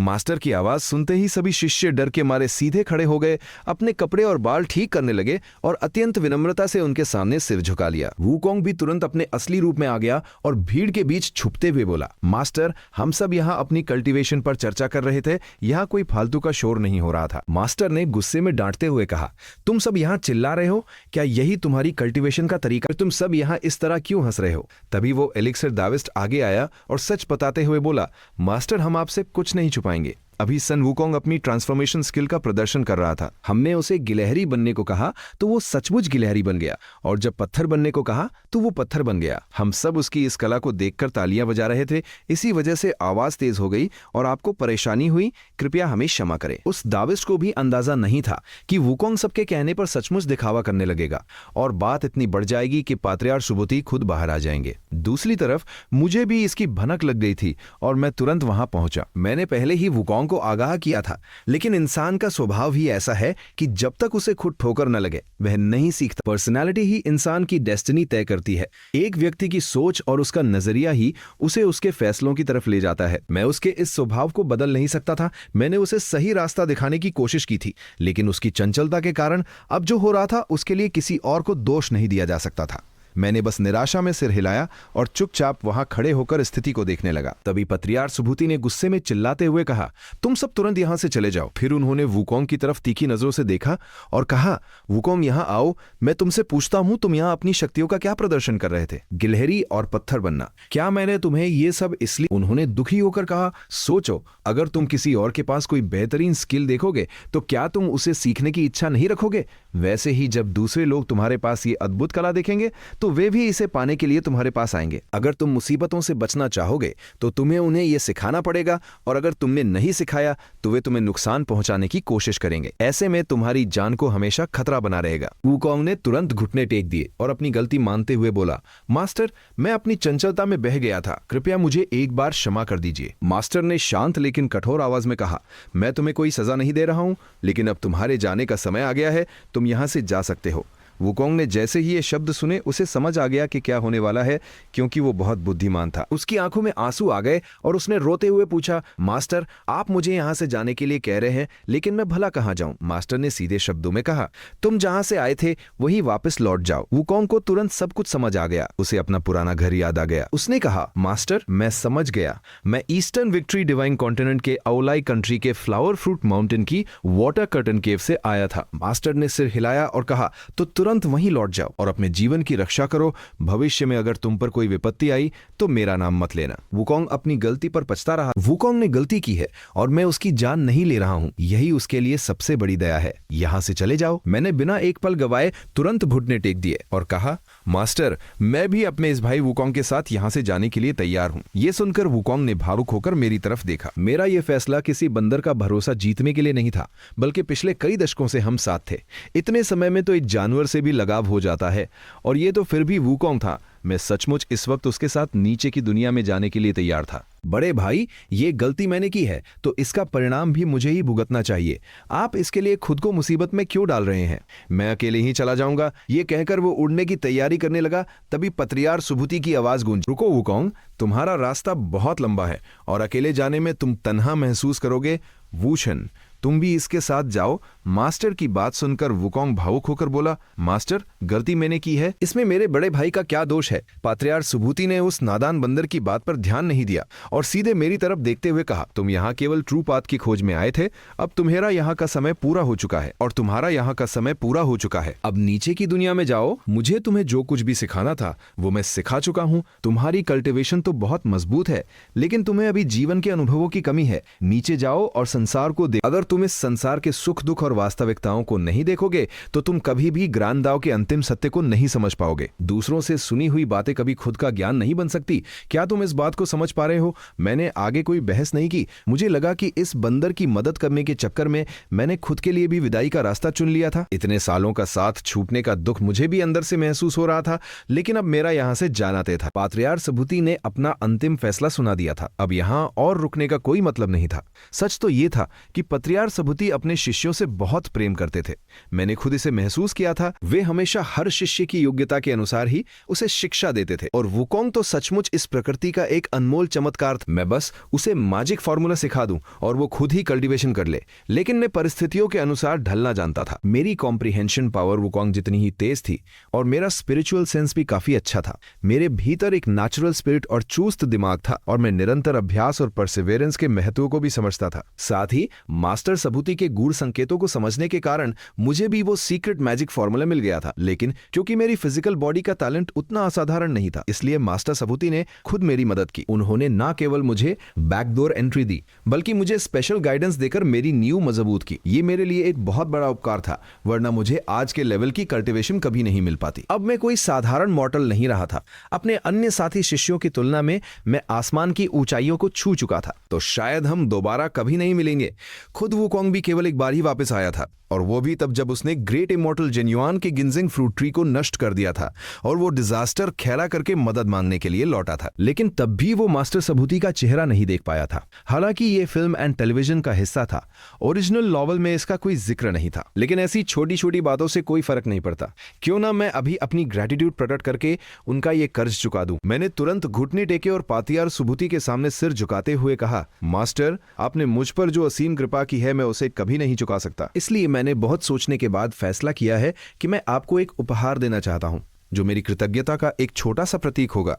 वुकोंग जो पास ही खड़ा था उसने मेरी बात सुनी और उसे भी ये विचार बहुत सही लगा। उसने वैसे भी अब तो मेरे पास सोमरसॉल्ट क्लाउड है, मैं 1 घंटे से भी कम समय में वहां पहुंचकर वापस आ जाऊंगा और आपके लिए एक बेहतरीन उपहार लेकर आऊंगा। पात्रियार्च सबूती ने सिर हिलाते हुए कहा, ऐसा कहाँ होता है कि कोई मास्टर अपने ही शिष्यों से उपहार ले? मैंने तो बस तुम्हें कुछ ताविस्ट स्किल्स सिखाई है, इसमें कोई उपहार की आवश्यकता नहीं है। इन सब बातों को छोड़ो और जल्दी से पहाड़ से नीचे उतर जाओ। लेकिन वुकोंग किसी भी कीमत पर जाने के लिए तैयार नहीं था। वो घुटनों के बल चलते हुए पात्रियार्च सबूती के पैरों के पास पहुंचा और अत्यंत भावुक होकर बोला, मास्टर, मैं हेवन एंड अर्थ की ऊर्जा से जन्मा हूं। मेरा कोई माता पिता नहीं है, लेकिन फिर भी मेरी जड़ें हैं और मुझे भी भावनाओं की परवाह है। अभी मैं जल्दबाजी में भूल गया था, लेकिन अच्छा हुआ कि बड़े भाई ने मुझे ये बात याद दिला दी। मास्टर, क्या बकवास कर रहे हो? मुझे तुमसे कुछ नहीं चाहिए, बस इतना याद रखना कि भविष्य में तुम कोई मुसीबत खड़ी मत करना, और अगर तुम मुसीबत में बढ़ भी जाओ तो कभी मेरा नाम मत लेना। यही तुम्हारा मेरे प्रति सबसे। ये दृश्य बिल्कुल वैसा ही था जैसे उस दिन था जब उन्होंने हमें अपना शिष्य स्वीकार किया था। पात्रियार्च सबूती ने एक गहरी सांस ली। उन्होंने अपना फ्लाईविस्क, एक प्रकार का चवर, हवा में लहराया और कहा, ठीक है, तो फिर तुम दोनों 1 महीने और इसी कोर्टयार्ड में रुक सकते हो। 1 महीने बाद तुम दोनों खुद ही इस पहाड़ से चले जाना, वरना मुझे खुद तुम्हें इस पहाड़ से नीचे धकेलना पड़ेगा। 1 महीना काफी है, ये मेरे लिए अपना आभार व्यक्त करने के लिए पर्याप्त समय है। मास्टर का बहुत बहुत धन्यवाद। उसी दिन वुकोंग चुपके से मेरे कमरे में आया। वो थोड़ा परेशान लग रहा था और बोला, बड़े भाई, ओल्ड सन के पास तो कोई कीमती चीज है ही नहीं। मुझे नहीं पता कि मास्टर को मेरा उपहार पसंद आएगा। तुम्हारे पास तो इतनी सारी अद्भुत स्किल्स हैं, फिर तुम अपनी शक्तियों का इस्तेमाल क्यों नहीं करते? वुकोंग ने अपनी गलती मानते हुए सिर झुका लिया और बोला, बड़े भाई, हम दोनों एक दूसरे को दशकों से जानते हैं। आज मेरी वजह से ही आपको भी ये सजा मिल रही है और आपको भी पहाड़े से जाना पड़ रहा है। पहले तो अपने इस भाई को अपनी गलती के लिए मारी मांगने दे। ये कहकर वुकोंग मुझे सम्मान देने के लिए झुकने ही वाला था, लेकिन मैंने उसे बीच में ही रोक लिया। बस करो, इसमें तुम्हारी कोई गलती नहीं है। मुझे तो वैसे भी जाना ही था। हमारा और मास्टर का साथ यहीं तक था, इसे जबरदस्ती नहीं खींचा जा सकता था। वुकोंग की आंखें भर आईं और वो फैंकन, फैंकन का मतलब जानते हो? इसका मतलब है 1 इंच का दिल, जिसे कुनशिन भी कहा जाता है। मैंने वुकोंग के दिल की तरफ इशारा करते हुए कहा, कल्टीवेशन के लिए किसी बाहरी कारण या डेस्टिनी की जरूरत नहीं है, ये केवल इस दिल पर निर्भर करता है। इच्छा शक्ति ही सब कुछ है। वुकोंग ने अपने हाथ हिलाते हुए कहा, बड़े भाई, आप हमेशा ऐसे ही बातें करते हैं। कितनी बोरिंग बात है। अब ओल्ड सन के सामने ये पहेलियां मत बुझाइए। हम भाई हैं, सीधे सीधे बताइए कि क्या करना है। मैंने मुस्कुराते हुए कहा, तुम तो रोज किताबें पढ़ते थे, फिर भी ऐसा व्यवहार क्यों कर रहे हो? मैंने मास्टर, ये तो बस हमारी भावनाओं और हमारे मन का प्रतीक है। जब तक तुम्हारा दिल सच्चा है, तुम कभी भी फानकुन दिल को नहीं खोओगे और तुम कभी भी स्पिरिट टेरेस माउंट फैनकुन से दूर नहीं होगे। वो तो आप क्या उपहार देने वाले हैं? मैंने सिर हिलाते हुए कहा, चिंता मत करो, समय आने पर तुम्हें पता चल जाएगा। अब जल्दी से अपनी फ्लावर फ्रूट माउंटेन लौट जाओ, वरना तुम अपने उन बंदर दोस्तों के मोह में पड़ जाओगे और फिर से तुम्हारा समय बर्बाद हो जाएगा। जल्दी जाना और जल्दी आना। मास्टर का दिया हुआ समय समाप्त मत होने देना। वुकोंग ने हाथ जोड़कर मुझे प्रणाम किया और तुरंत वहां से मुड़ गया। उसने अपने हाथों से स्पेल बनाया, एक छलांग लगाई और सोमरसॉल्ट क्लाउड पर सवार होकर ईस्टर्न विक्टरी डिवाइन कॉन्टिनेंट की ओर तेजी से उड़ चला। वुकोंग की चिंता करने की मुझे कोई जरूरत नहीं थी। उसके पास जो स्किल्स थी, जब तक वो कोई बहुत बड़ी मुसीबत खैरी नहीं करता, कोई भी उसे मार नहीं सकता था। मुझे याद था कि इस समय वाटर कर्टन केव पर डेमन किंग ऑफ कंफ्यूजन का कब्जा, वो निश्चित रूप से वापस आ जाएगा। वुकोंग एहसानमंद था, वो 1 महीने के अंदर जरूर लौट आएगा। अब सबसे बड़ा सवाल ये था कि मुझे क्या तैयार करना चाहिए। जैसा कि मैंने पहले कहा था, मास्टर को किसी भी साधारण भौतिक वस्तु की कोई चाह नहीं थी। अगर मैं उन्हें कुछ देता तो वे उसे स्वीकार तो कर लेते, लेकिन उसमें मेरी असली भावनाएं कितनी होंगी? फानकुन, दिल की आंखें, सब कुछ दिल से ही जुड़ा होना चाहिए। अगले कुछ दिनों तक मैं अपने साथी शिष्यों से एक एक करके मिलने गया। मैंने उन्हें अपनी योजना के बारे में बताया। यह अच्छा था कि मैं हमेशा से ही विनम्र और व्यवहार कुशल रहा था। मैं जानता था कि कब क्या बात करनी है, इसलिए मेरा सभी के साथ अच्छा रिश्ता था। उस दिन जिस एलिक्सर डाविस ने वुकोंग को अपनी शक्तियां दिखाने के लिए उकसाया था, वह शायद थोड़ा शर्मिंदा महसूस कर रहा था, इसलिए उसने भी मेरी मदद की। मैंने उन्हें 300 बार प्रणाम किया था, जो मेरा अप्रेंटिसशिप सेरेमनी था। आज मैं उन्हें अपनी कृतज्ञता दिखाने के लिए एक ग्रेजुएशन सेरेमनी का उपहार दूंगा। इन दिनों पात्रियार्च सबूती ने अपने दरवाजे बंद रखे थे। वे ना तो उपदेश दे रहे थे, ना ही कोई लेक्चर दे रहे थे। वे केवल अपनी साधना में लीन थे और प्रतीक्षा कर रहे थे। उन्होंने सभी शिष्यों को अपने पुराने पाठों को दोहराने और अपनी कल्टीवेशन पर ध्यान केंद्रित और मुझे देते हुए बोला, बड़े भाई, जब ओल्ड सन वापस लौटा तो मैंने अपने बंदरों को सबसे बेहतरीन फल तोड़ने के लिए भेजा। देखो, ये पहाड़ी शकरकंद, पीले राल वाले फल, खुशबूदार ऑर्किड, जड़ी बूटियां और 7 रंगों वाले दुर्लभ फूल है। सब कुछ बिल्कुल सार और करी में से रखा हुआ है, और ये शराब भी। वुकोंग ने एक घड़ा निकाला, उसे थपथपाया और जोर से हंसते हुए बोला, मैं बहुत सारी अखरोट, जिनको और चाय भी लाया हूँ। नारियल और अंगूर से शराब बनाई जा सकती है। ये बंदरों की आज शराब मैं अपने बाकी शिष्यों को भी चखाऊंगा। मैं ये सब देखकर बहुत खुश हुआ। मेरे मन में अचानक एक बेहतरीन विचार आया। मैंने मुस्कुराते हुए उसे अपने पास बुलाया और कहा, इधर जरा मेरे कान के पास आओ और सुनो। वुकोंग ने मेरी बात मानते हुए अपना कान मेरे करीब कर दिया। जब उसने मेरी योजना सुनी तो उसकी आंखें चमक उठीं और उसे लगा कि ये एक शानदार विचार है। उसने तुरंत खुशी से अपने हाथ जोड़े और कहा, बड़े भाई, आपके पास इतना शानदार प्लान था, आपने मुझे ओल्ड सन को पहले क्यों नहीं बताया? ये बिल्कुल काम करेगा। बड़े भाई, ये सब आप ले लीजिए, मैं आपके हर निर्देश का पालन करूंगा। उस दिन हम सभी ने मिलकर समय का सदुपयोग किया और पूरे कोर्टयार्ड को सजाने का काम शुरू कर दिया। जब सब कुछ तैयार हो गया तो हम आराम करने चले गए और अगली सुबह पात्रियार्क सुभूति ने कका आवाज में कहा, लेकिन मैंने आगे बढ़कर तुरंत कहा, हम तो बस आपको अपना विदाई का उपहार देने आए हैं। पात्रियार्क सुभूति ने अपनी फ्लाईविस को हवा में लहराया, अपनी आंखें बंद की और हल्की सी आवाज में बोले, अगर ऐसी बात है तो लाओ, मुझे दे दो और फिर यहां से चले जाओ। लेकिन मैंने कहा, मास्टर, उसके लिए आपको मेरे साथ थोड़ा आगे चलना होगा, वरना मैं ये उपहार सीधे आपके हाथों में नहीं सौंप पाऊंगा। पात्रियार्क सुभूति की दिलचस्पी बढ़ गई और उन्होंने पूछा, तुम्हारा ऐसा कौन सा उपहार है जिसके लिए मुझे तुम्हारे साथ चलना पड़ेगा? क्या तुम इसे मुझे यही नहीं दे सकते? मैंने कहा, मास्टर, फांकुन दिल के भीतर होता है, लेकिन अगर आप इसे खोजने नहीं जाएंगे तो कोई कैसे जान पाएगा कि ये आपके दिल में है? पात्रियार्क सुभूति कुछ नहीं बोले, बस हम दोनों की तरफ देखकर मुस्कुराते रहे। वे सोच रहे थे कि आयर मैं कौन सा नाटक करने वाला हूँ। उन्होंने पूछा, तुम मुझे यहाँ क्यों लाए हो? तुम क्या करने का इरादा रखते हो? दोस्तों, क्या आप चैट जीपीटी को सिर्फ बेसिक तरीके से यूज कर रहे हो तो शायद आप इसके कुछ सबसे पावरफुल फीचर्स मिस कर रहे हो। चैट जीपीटी प्लस के साथ आपको मिलते हैं बेहतर रिस्पॉन्स, फास्ट परफॉर्मेंस और कॉडेक्स जैसे पावरफुल टूल्स, जिनकी मदद से आप सिर्फ एक प्रॉम्प्ट देकर कोडिंग और डेवलपमेंट के कई काम आसानी से कर सकते हो। और अगर आप इसे कम कॉस्ट में पाने का मौका ढूंढ रहे हो तो हमारे पास एक स्पेशल ऑफर अवेलेबल है। 1999 के जगह सिर्फ 250 रुपये में। डिटेल जानने के लिए हमारे व्हाट्सएप +91 8766550315 टेलीग्राम @easyrethink पर कांटेक्ट कर सकते हो। वुकोंग ने हंसते हुए कहा, मास्टर, आप खुद ही देख लीजिए, अब कुछ भी छुपाने की जरूरत नहीं थी। वुकोंग ने अपने मुंह से फूंक मारी और अचानक वहां छुपा हुआ एक पत्थर का बड़ा सा मेज प्रकट हो गया। उस मेज पर पहाड़ी स्वादिष्ट फल और बेहतरीन शराब सजी हुई थी। ये छोटी मोटी जादूगरी मास्टर सुभूति की नजरों से छुपी नहीं थी। उन्होंने मुस्कुराते हुए कहा, अगर मुझे ये पहले पता होता तो मैं तुम्हारे साथ एक अच्छी दावत का आनंद लेता। वुकोंग ने सम्मान पूर्वक, मैं ये आस तौर पर आपके लिए लाया हूं ताकि आप इन्हें चखें, कृपया जल्दी से अपना आसन ग्रहण करें। पात्रियार्क सुभूति ने उसे मना नहीं किया। उन्होंने वुकोंग की भावनाओं का सम्मान किया, सिर हिलाया और मेज के सबसे ऊपरी स्थान पर जाकर बैठ गए। वुकोंग ने उद अपने हाथों से शराब का घड़ा उठाया और बहुत ही आदर के साथ पात्रियार्क सुभूति को पेश किया। मास्टर, ये पहाड़ों के पुराने बंदरों ने तब बनाई थी जब इससे कोई नशा नहीं होता। पात्रियार्क सुभूति ने सिर हिलाया और उसे मना नहीं किया। उन्होंने कप उठाया और उसमें से एक छोटा सा घूंट लिया। तभी मैं आगे बढ़ा और ऊंची आवाज में कहा, मास्टर, मैं और वुकोंग इतनी दूर से समंदर पार करके यहाँ आए थे। हमने बहुत सी मुसीबतें झेली और आखिरकार आप तक पहुंचे। आपने हम पर दया की, हमें ग्रैंड दाओ की शिक्षा दी और उसी का नतीजा है। पात्रियार्क सुभूति ने हैरानी से पूछा, तुम सब यहाँ क्या कर रहे हो? क्या तुम लोग अपनी सीक्रेट कल्टीवेशन का अभ्यास नहीं कर रहे हो? तुम सब यहाँ इन दोनों के साथ मिलकर ये क्या तमाशा कर रहे हो? उस एलिक्सिर दाविस्ट ने, जो उनका लीड मास्टर सुभूति, एक पल के लिए भावुक हो गए। उन्होंने अपनी फ्लाईविस को लहराया और कहा, ठीक है, तुम लोग जो करना चाहते हो करो। ये सुनते ही सभी शिष्य ओशी से झूम उठे। वे सभी पात्रियार्क सुभूति के चारों ओर इकट्ठा हो गए और ओशी शिष्य उनसे बातें करने लगे। कुछ शिष्यों ने अपने कर्तव्य दिखाने शुरू कर दिए। कोई लोहे के छल्लों से खेल रहा था। वहां का माहौल उत्सव जैसा हो गया था और सब बहुत खुश थे। इसी तरह सुबह से लेकर शाम तक वे लोग जश्न मनाते रहे। जब शाम हुई तो पात्रियार्क सुभूति थोड़े थक गए। उन्होंने कहा, ठीक है, अब सब लोग वापस जाओ। लेकिन मैंने कहा, मास्टर, कृपया थोड़ा रुकिए, अभी एक और चीज बाकी है। पात्रियार्क सुभूति ने पूछा, अब और क्या बाकी है? तुम मुझे अभी भी क्यों रोक रहे हो? मैंने माई मांगी और आसमान की ओर इशारा करते हुए कहा, मास्टर, कृपया एक बार आसमान की ओर देखिए। साथ ही शिष्यों ने पहले ही काम शुरू कर दिया है और वुकोंग भी उनके साथ गया है। पात्रियार्क सुभूति ने अपनी नजरें ऊपर उठाई। उस घने अंधेरे आसमान में अचानक लाल और पीली रोशनी चमकने लगी।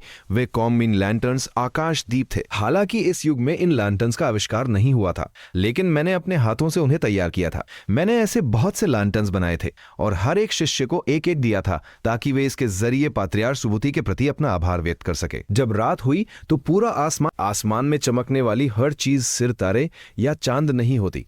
पात्रियार सुबुति ने भी पहले कभी ऐसा नजारा नहीं देखा था। ये सच है कि देवता भी ऐसा कर सकते थे, लेकिन ये उन आम इंसानों, वे उन लांटर्न्स में छिपी भावनाओं और दुआओं को बहुत अच्छी तरह समझ रहे थे।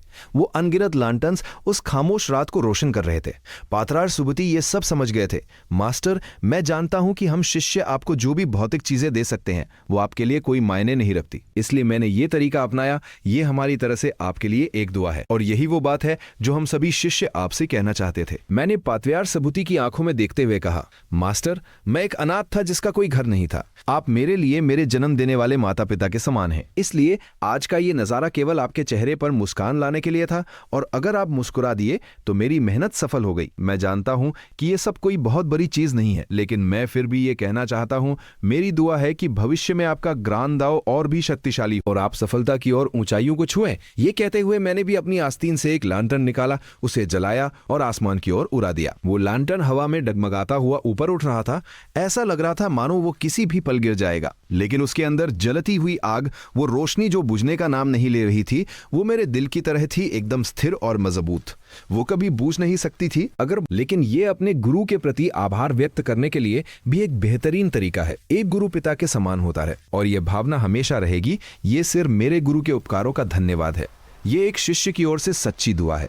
बस इतना ही। मैंने रात के आसमान की ओर इशारा करते हुए कहा, मास्टर, फांकुन दिल की आंखें, यही मेरे दिल की आवाज है। धन्यवाद मास्टर, मैं आपसे विदा लेता हूं। पात्रियार सुबुति ने अपना सिर हिलाते हुए कहा, सच्ची भावनाएं दिल में होती है, उन्हें शब्दों में बयां करने की क्या आवश्यकता है। मैंने विरोध करते हुए कहा, मास्टर, लेकिन अगर मैं इसे कहूंगा नहीं, अगर मैं इसे दिखाऊंगा नहीं, तो मेरी सच्ची भावनाओं को कौन समझेगा? और मास्टर, आप मेरी भावनाओं को कैसे जान पाएंगे? यही मेरा मन था और यही वो बातें थी जो मैंने इन सालों में सीखी थी। लेकिन अगर वो अपनी भावनाओं को व्यक्त नहीं करता तो आयर कौन समझ पाता? हाँ, वह समझ गए। वे चाहते तो कुछ न कहते, लेकिन वो चाहते थे कि पात्रियार सुबुति ये बात अच्छी, बल्कि उनका समय पूरा हो गया था और अब उन्हें अपनी साधना में आगे बढ़ने के लिए इस पहाड़ से नीचे उतरना होगा। मैंने कहा, मास्टर, ज्ञान और कर्म एक साथ चलते हैं। मैंने ज्ञान प्राप्त किया है और अब मैं उस पर अमल भी कर रहा हूं। जहां तक ये बात दोस्तों, क्या आप चैट जीपीटी को सिर्फ बेसिक तरीके से यूज कर रहे हो तो शायद आप इसके कुछ सबसे पावरफुल फीचर्स मिस कर रहे हो।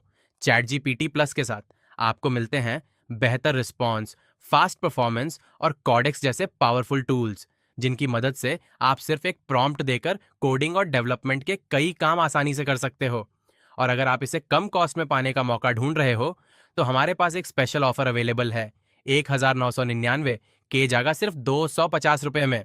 डिटेल जानने के लिए हमारे व्हाट्सएप +91 8766550315 टेलीग्राम @easyrethink पर कांटेक्ट कर सकते हो। है कि मैं पूरी तरह से समझ पाया हूं या नहीं, ये तो मुझे नहीं पता, लेकिन मेरी इच्छा यही है। पात्रियार सुबुति ने इस बार सहमति में सिर हिलाया। तुम्हारी समझ और समंदर कितना गहरा है ये तुम्हें तभी पता चलेगा जब तुम खुद उसे देखोगे। जाओ और इस दुनिया को देखो। इतना कहते ही पात्रियार सुबुति ने अपने हाथ का फ्लाईविस्क मेरी ओर बढ़ा दिया। मैंने उसे कसकर पकड़ लिया। ये सिर्फ एक, और मैं भी तुम्हें अपना शिष्य नहीं मानूंगा।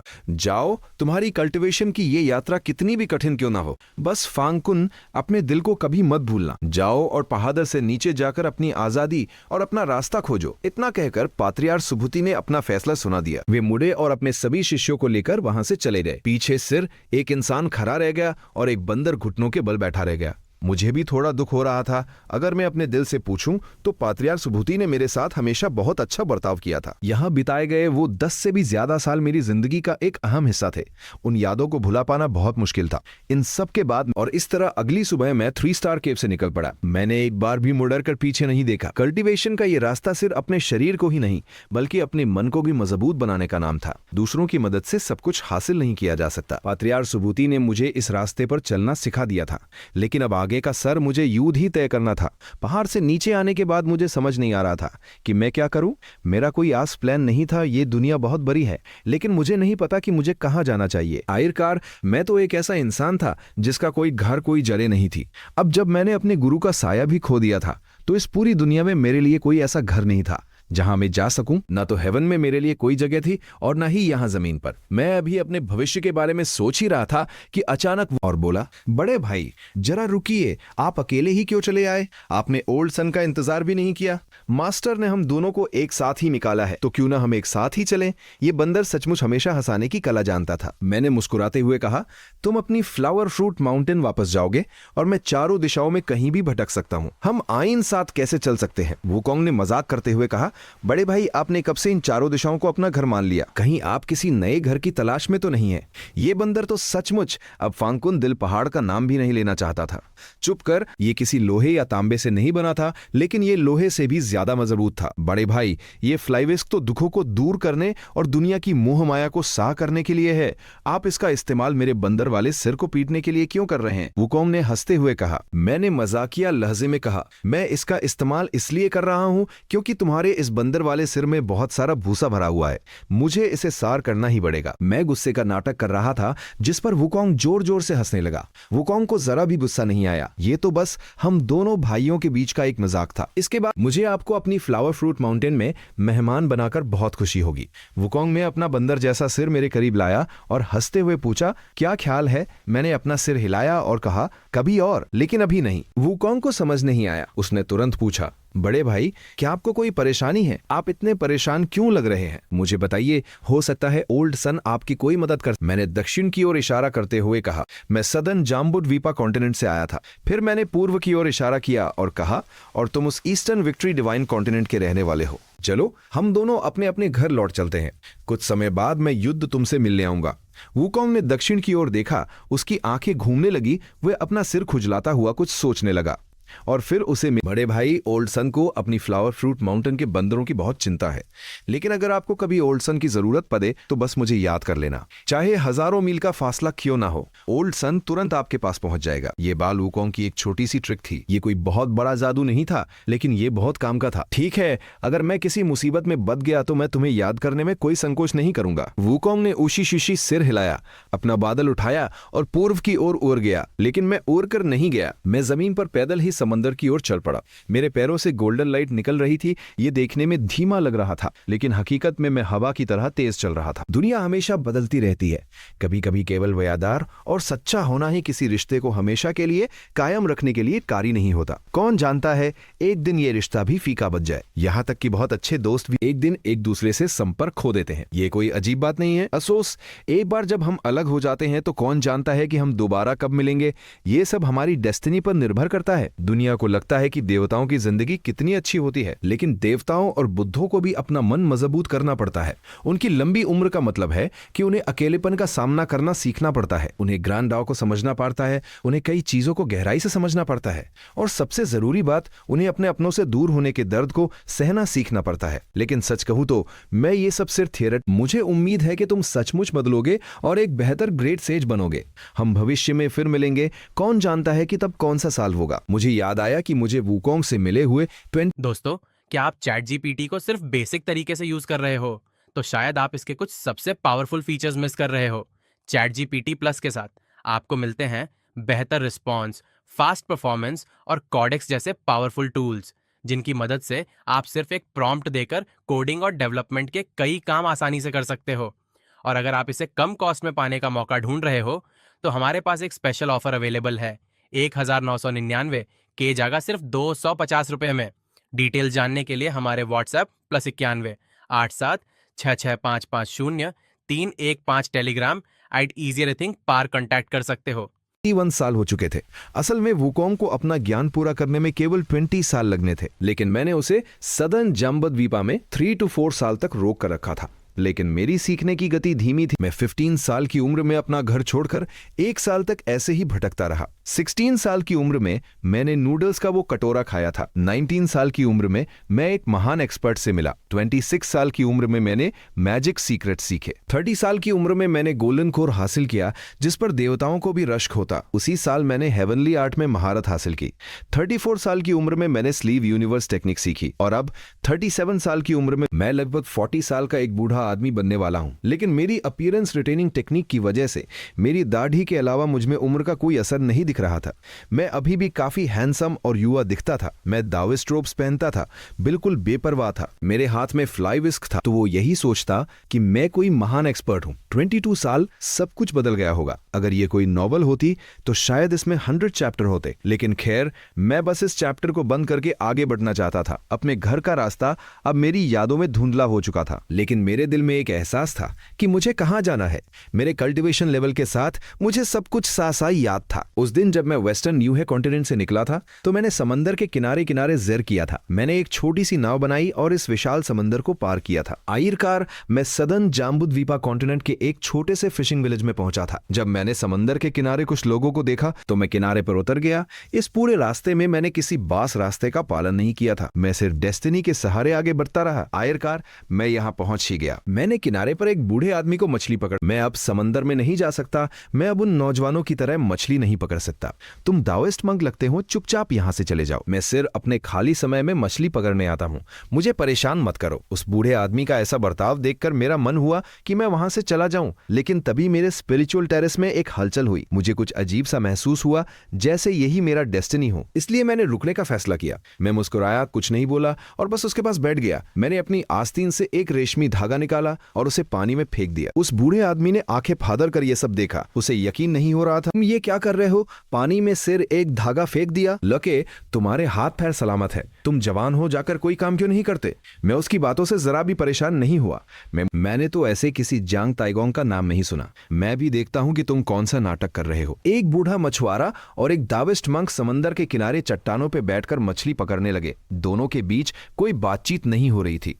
दोनों की नजरें बस अपनी अपनी डोर पर टिकी थी। हालांकि समंदर शांत था, लहरें भी नहीं थी, लेकिन उस बूढ़े मछुआरे की बेचैनी बढ़ती जा रही थी। लड़के, जब वूकोंग सदर्न जाम्बुद्वीपा पहुंचा था तो उसने कुछ मछुआरों को किनारे पर देखा था। वो उनके पास गया और उन्हें डराने के लिए एक नाटक किया। सभी मछुआरे डर के मारे अपनी टोकरियां छोड़कर भाग गए। उसने अपनी जिंदगी में ऐसा नजारा कभी नहीं देखा था। उसे लगा कि उसने कोई भूत देख लिया है, लेकिन जब उसने मेरी तरह देखा तो मैं उसे कोई राक्षस नहीं लगा। उसे लगा कि शायद उसे किसी महान एक्सपर्ट के दर्शन हो गए हैं। ये सोचते ही वो बूढ़ा मछुआरा उसी से झूम उठा और तुरंत घुटनों के बल गिरकर मुझे प्रणाम करने लगा। एक्सपर्ट को मेरा प्रणाम। मैंने अपना हाथ उठाया। उसे कोई आस सम्मान नहीं दिया, बल्कि वो धागा उसके हाथ में थमा दिया और धीरे से कहा, मैं कोई इमॉर्टल नहीं हूं, बस मेरे पास कुछ छोटी मोटी जादूगरी है। उस बूढ़े मछुआरे ने तुरंत कहा, मेरा शरीर अब पहले जैसा नहीं रहा क्या आप?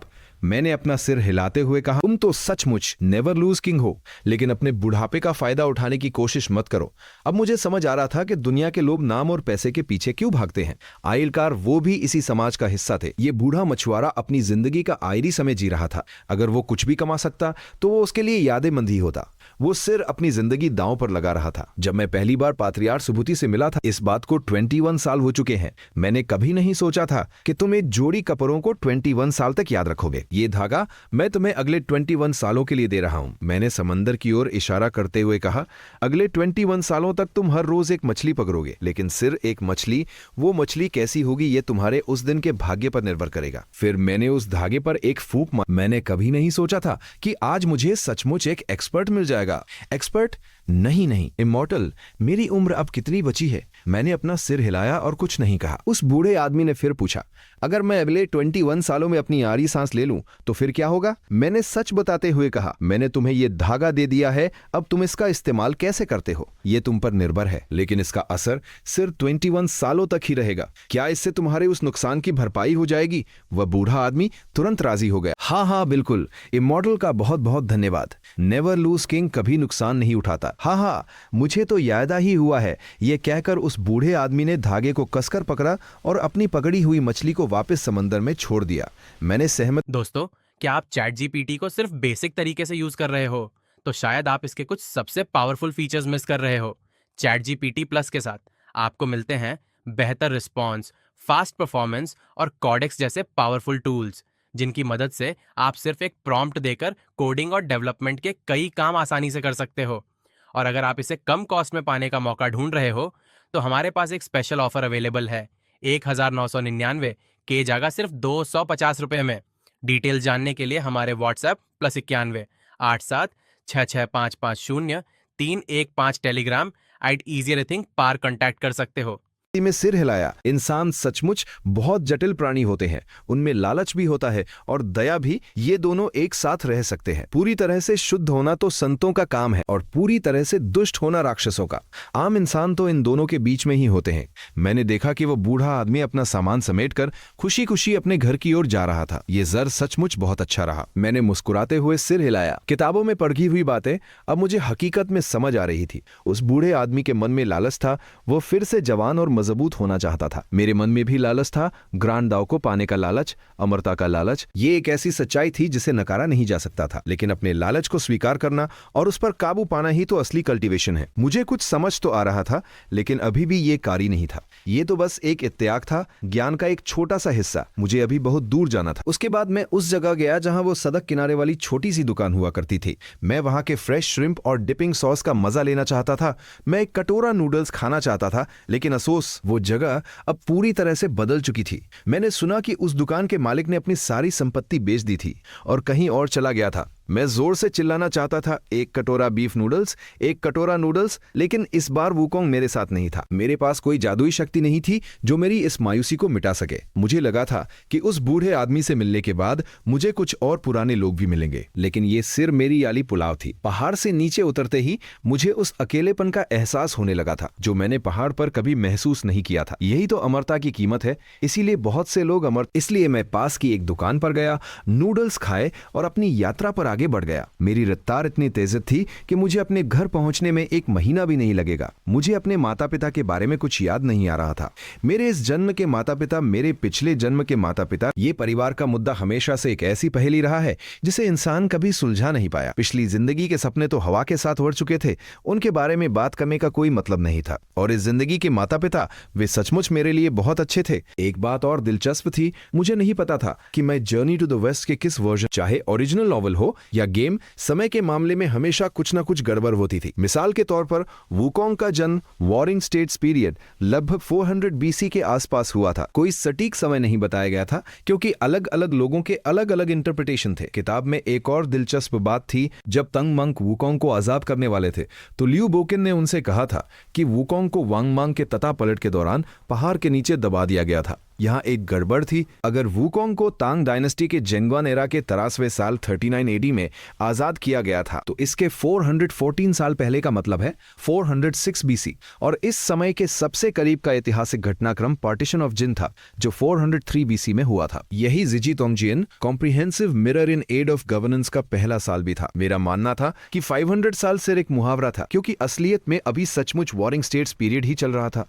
क्या यह सब गणित के हिसाब से सही नहीं है? मैं इन सब बातों के बारे में क्यों सोच रहा था? क्योंकि समय का एक अंदाजा होना अच्छी बात थी, लेकिन यह भी सच था कि यहाँ की हकीकत मेरे पिछले जन्म के इतिहास से अलग होगी। एयर वापस अपने माता पिता की बात करते हैं। मेरे परिवार की हालत उतनी खराब नहीं थी। हम स्कॉलर्स तो नहीं थे, लेकिन हम गुलाम भी नहीं थे। हम सामंती समाज के सबसे साधारण लेकिन सबसे महत्वपूर्ण वर्ग का हिस्सा थे। हमारे जैसे लोगों की संख्या बहुत बड़ी थी और हम ही समाज को चला रहे थे। दुनिया को नेवर लूज किंग्स की जरूरत नहीं थी, बल्कि उन्हें हमारे जैसे आम लोगों की जरूरत थी। मैंने इंपीरियल एग्जामिनेशंस में हिस्सा लेने के बारे में सोचा था, लेकिन यहाँ ऐसे कोई एग्जाम नहीं होते थे। फिर मैंने सोचा कि चलो कुछ व्यापार कर लूं, लेकिन मैं बहुत छोटा था जब तक कि वो दिन नहीं आया जिसने मेरी जिंदगी बदल दी। पता नहीं वो कौन सा ड्रैगन किंग था। अगर भविष्य में मुझे कभी उससे मिलने का मौका मिला तो मैं उसे जरूर अपना दोस्त बनाना चाहूंगा। मेरे माता पिता मुझे बहुत प्यार करते थे। हालांकि मैं उनका सबसे बड़ा बेटा नहीं था, लेकिन उन्होंने मुझे कभी पराया। बहुत बहस के बाद उन्होंने मुझे यात्रा के लिए कुछ पैसे दिए और मुझसे सारे रिश्ते तोड़ लिए। जब लोगों ने उनसे मेरे बारे में पूछा तो उन्होंने कह दिया कि जब मैं लकड़ियां काटने पहाड़ पर गया था तो मुझे भेड़िए खा गए और मेरी लाश भी नहीं मिली। इस बात का कुछ दिनों तक अफसोस मनाया गया और मैंने इसी बात का यादा उठाकर आयरकार अपना घर छोड़ दिया। मेरी किस्मत अच्छी थी कि मैं पहाड़ पार करने में कामयाब रहा, लेकिन मेरे पास उसने मुझे दावे स्ट्रोप दिया और मुझे कुछ पैसे दिए। अफसोस कि उसके पास कोई असली जादू नहीं था, वरना मैं उसी से सब कुछ सीख लेता। मैंने उसकी मदद करके अपना करज झुकाया और फिर वहां से चला गया। इसके बाद मेरी आयरकार वुकोंग से मुलाकात हुई। मेरे माता पिता ने मुझे कभी नहीं पीटा क्योंकि मैं एक आज्ञाकारी बच्चा था। हमारे घर में कोई साजिश या राजनीति नहीं थी, लेकिन हाँ, खाने पीने की छोटी छोटी बातों पर वे अक्सर लड़ पड़ते थे। आखिरकार ये सर्वाइवल की बात थी, उनके पास कोई और चारा नहीं था। इस दुनिया के ज्यादातर लोग ऐसे ही होते हैं। जब लोगों का पेट भर जाता है तो वो और गोश्त मांगते हैं, जब गोश्त ज्यादा हो जाता है तो वो जमीन और मकान मांगते हैं, पैसा, शोहरत, तात और भी बहुत कुछ। मैं भी तो यही सब चाहता था, मैं भी तो आगे बढ़ना चाहता था। इंसान लालची होता है, ये एक हकीकत है। कुछ लोगों के लिए ये सिर्फ एक अच्छी जिंदगी की तलाश है, लेकिन दूसरों के लिए ये एक हक है। वो सब कुछ पाना चाहते हैं जो उनके पास नहीं है। अफसोस की बात है कि मुझे खेती बाड़ी का कोई यास ज्ञान नहीं था, वरना मेरी जिंदगी इतनी मुश्किल नहीं होती। हालांकि मुझे ये सब देखकर बहुत अजीब सा लग रहा था। जब मैं गांव में दाखिल हुआ तो मैंने कई अनजान चेहरों को देखा। जो लोग मुझे देख रहे थे वे भी मुझे नहीं पहचानते थे, इसलिए उन्होंने मुझ पर ज्यादा ध्यान नहीं दिया। कुछ लोगों ने मुझसे बात करने की कोशिश की, लेकिन मैं बस मुस्कुरा कर रह गया और आगे बढ़ गया। मैं अपनी यादों के सहारे उस जगह की ओर चल पड़ा जहां मेरा घर हुआ करता था। आम इंसानों की उम्र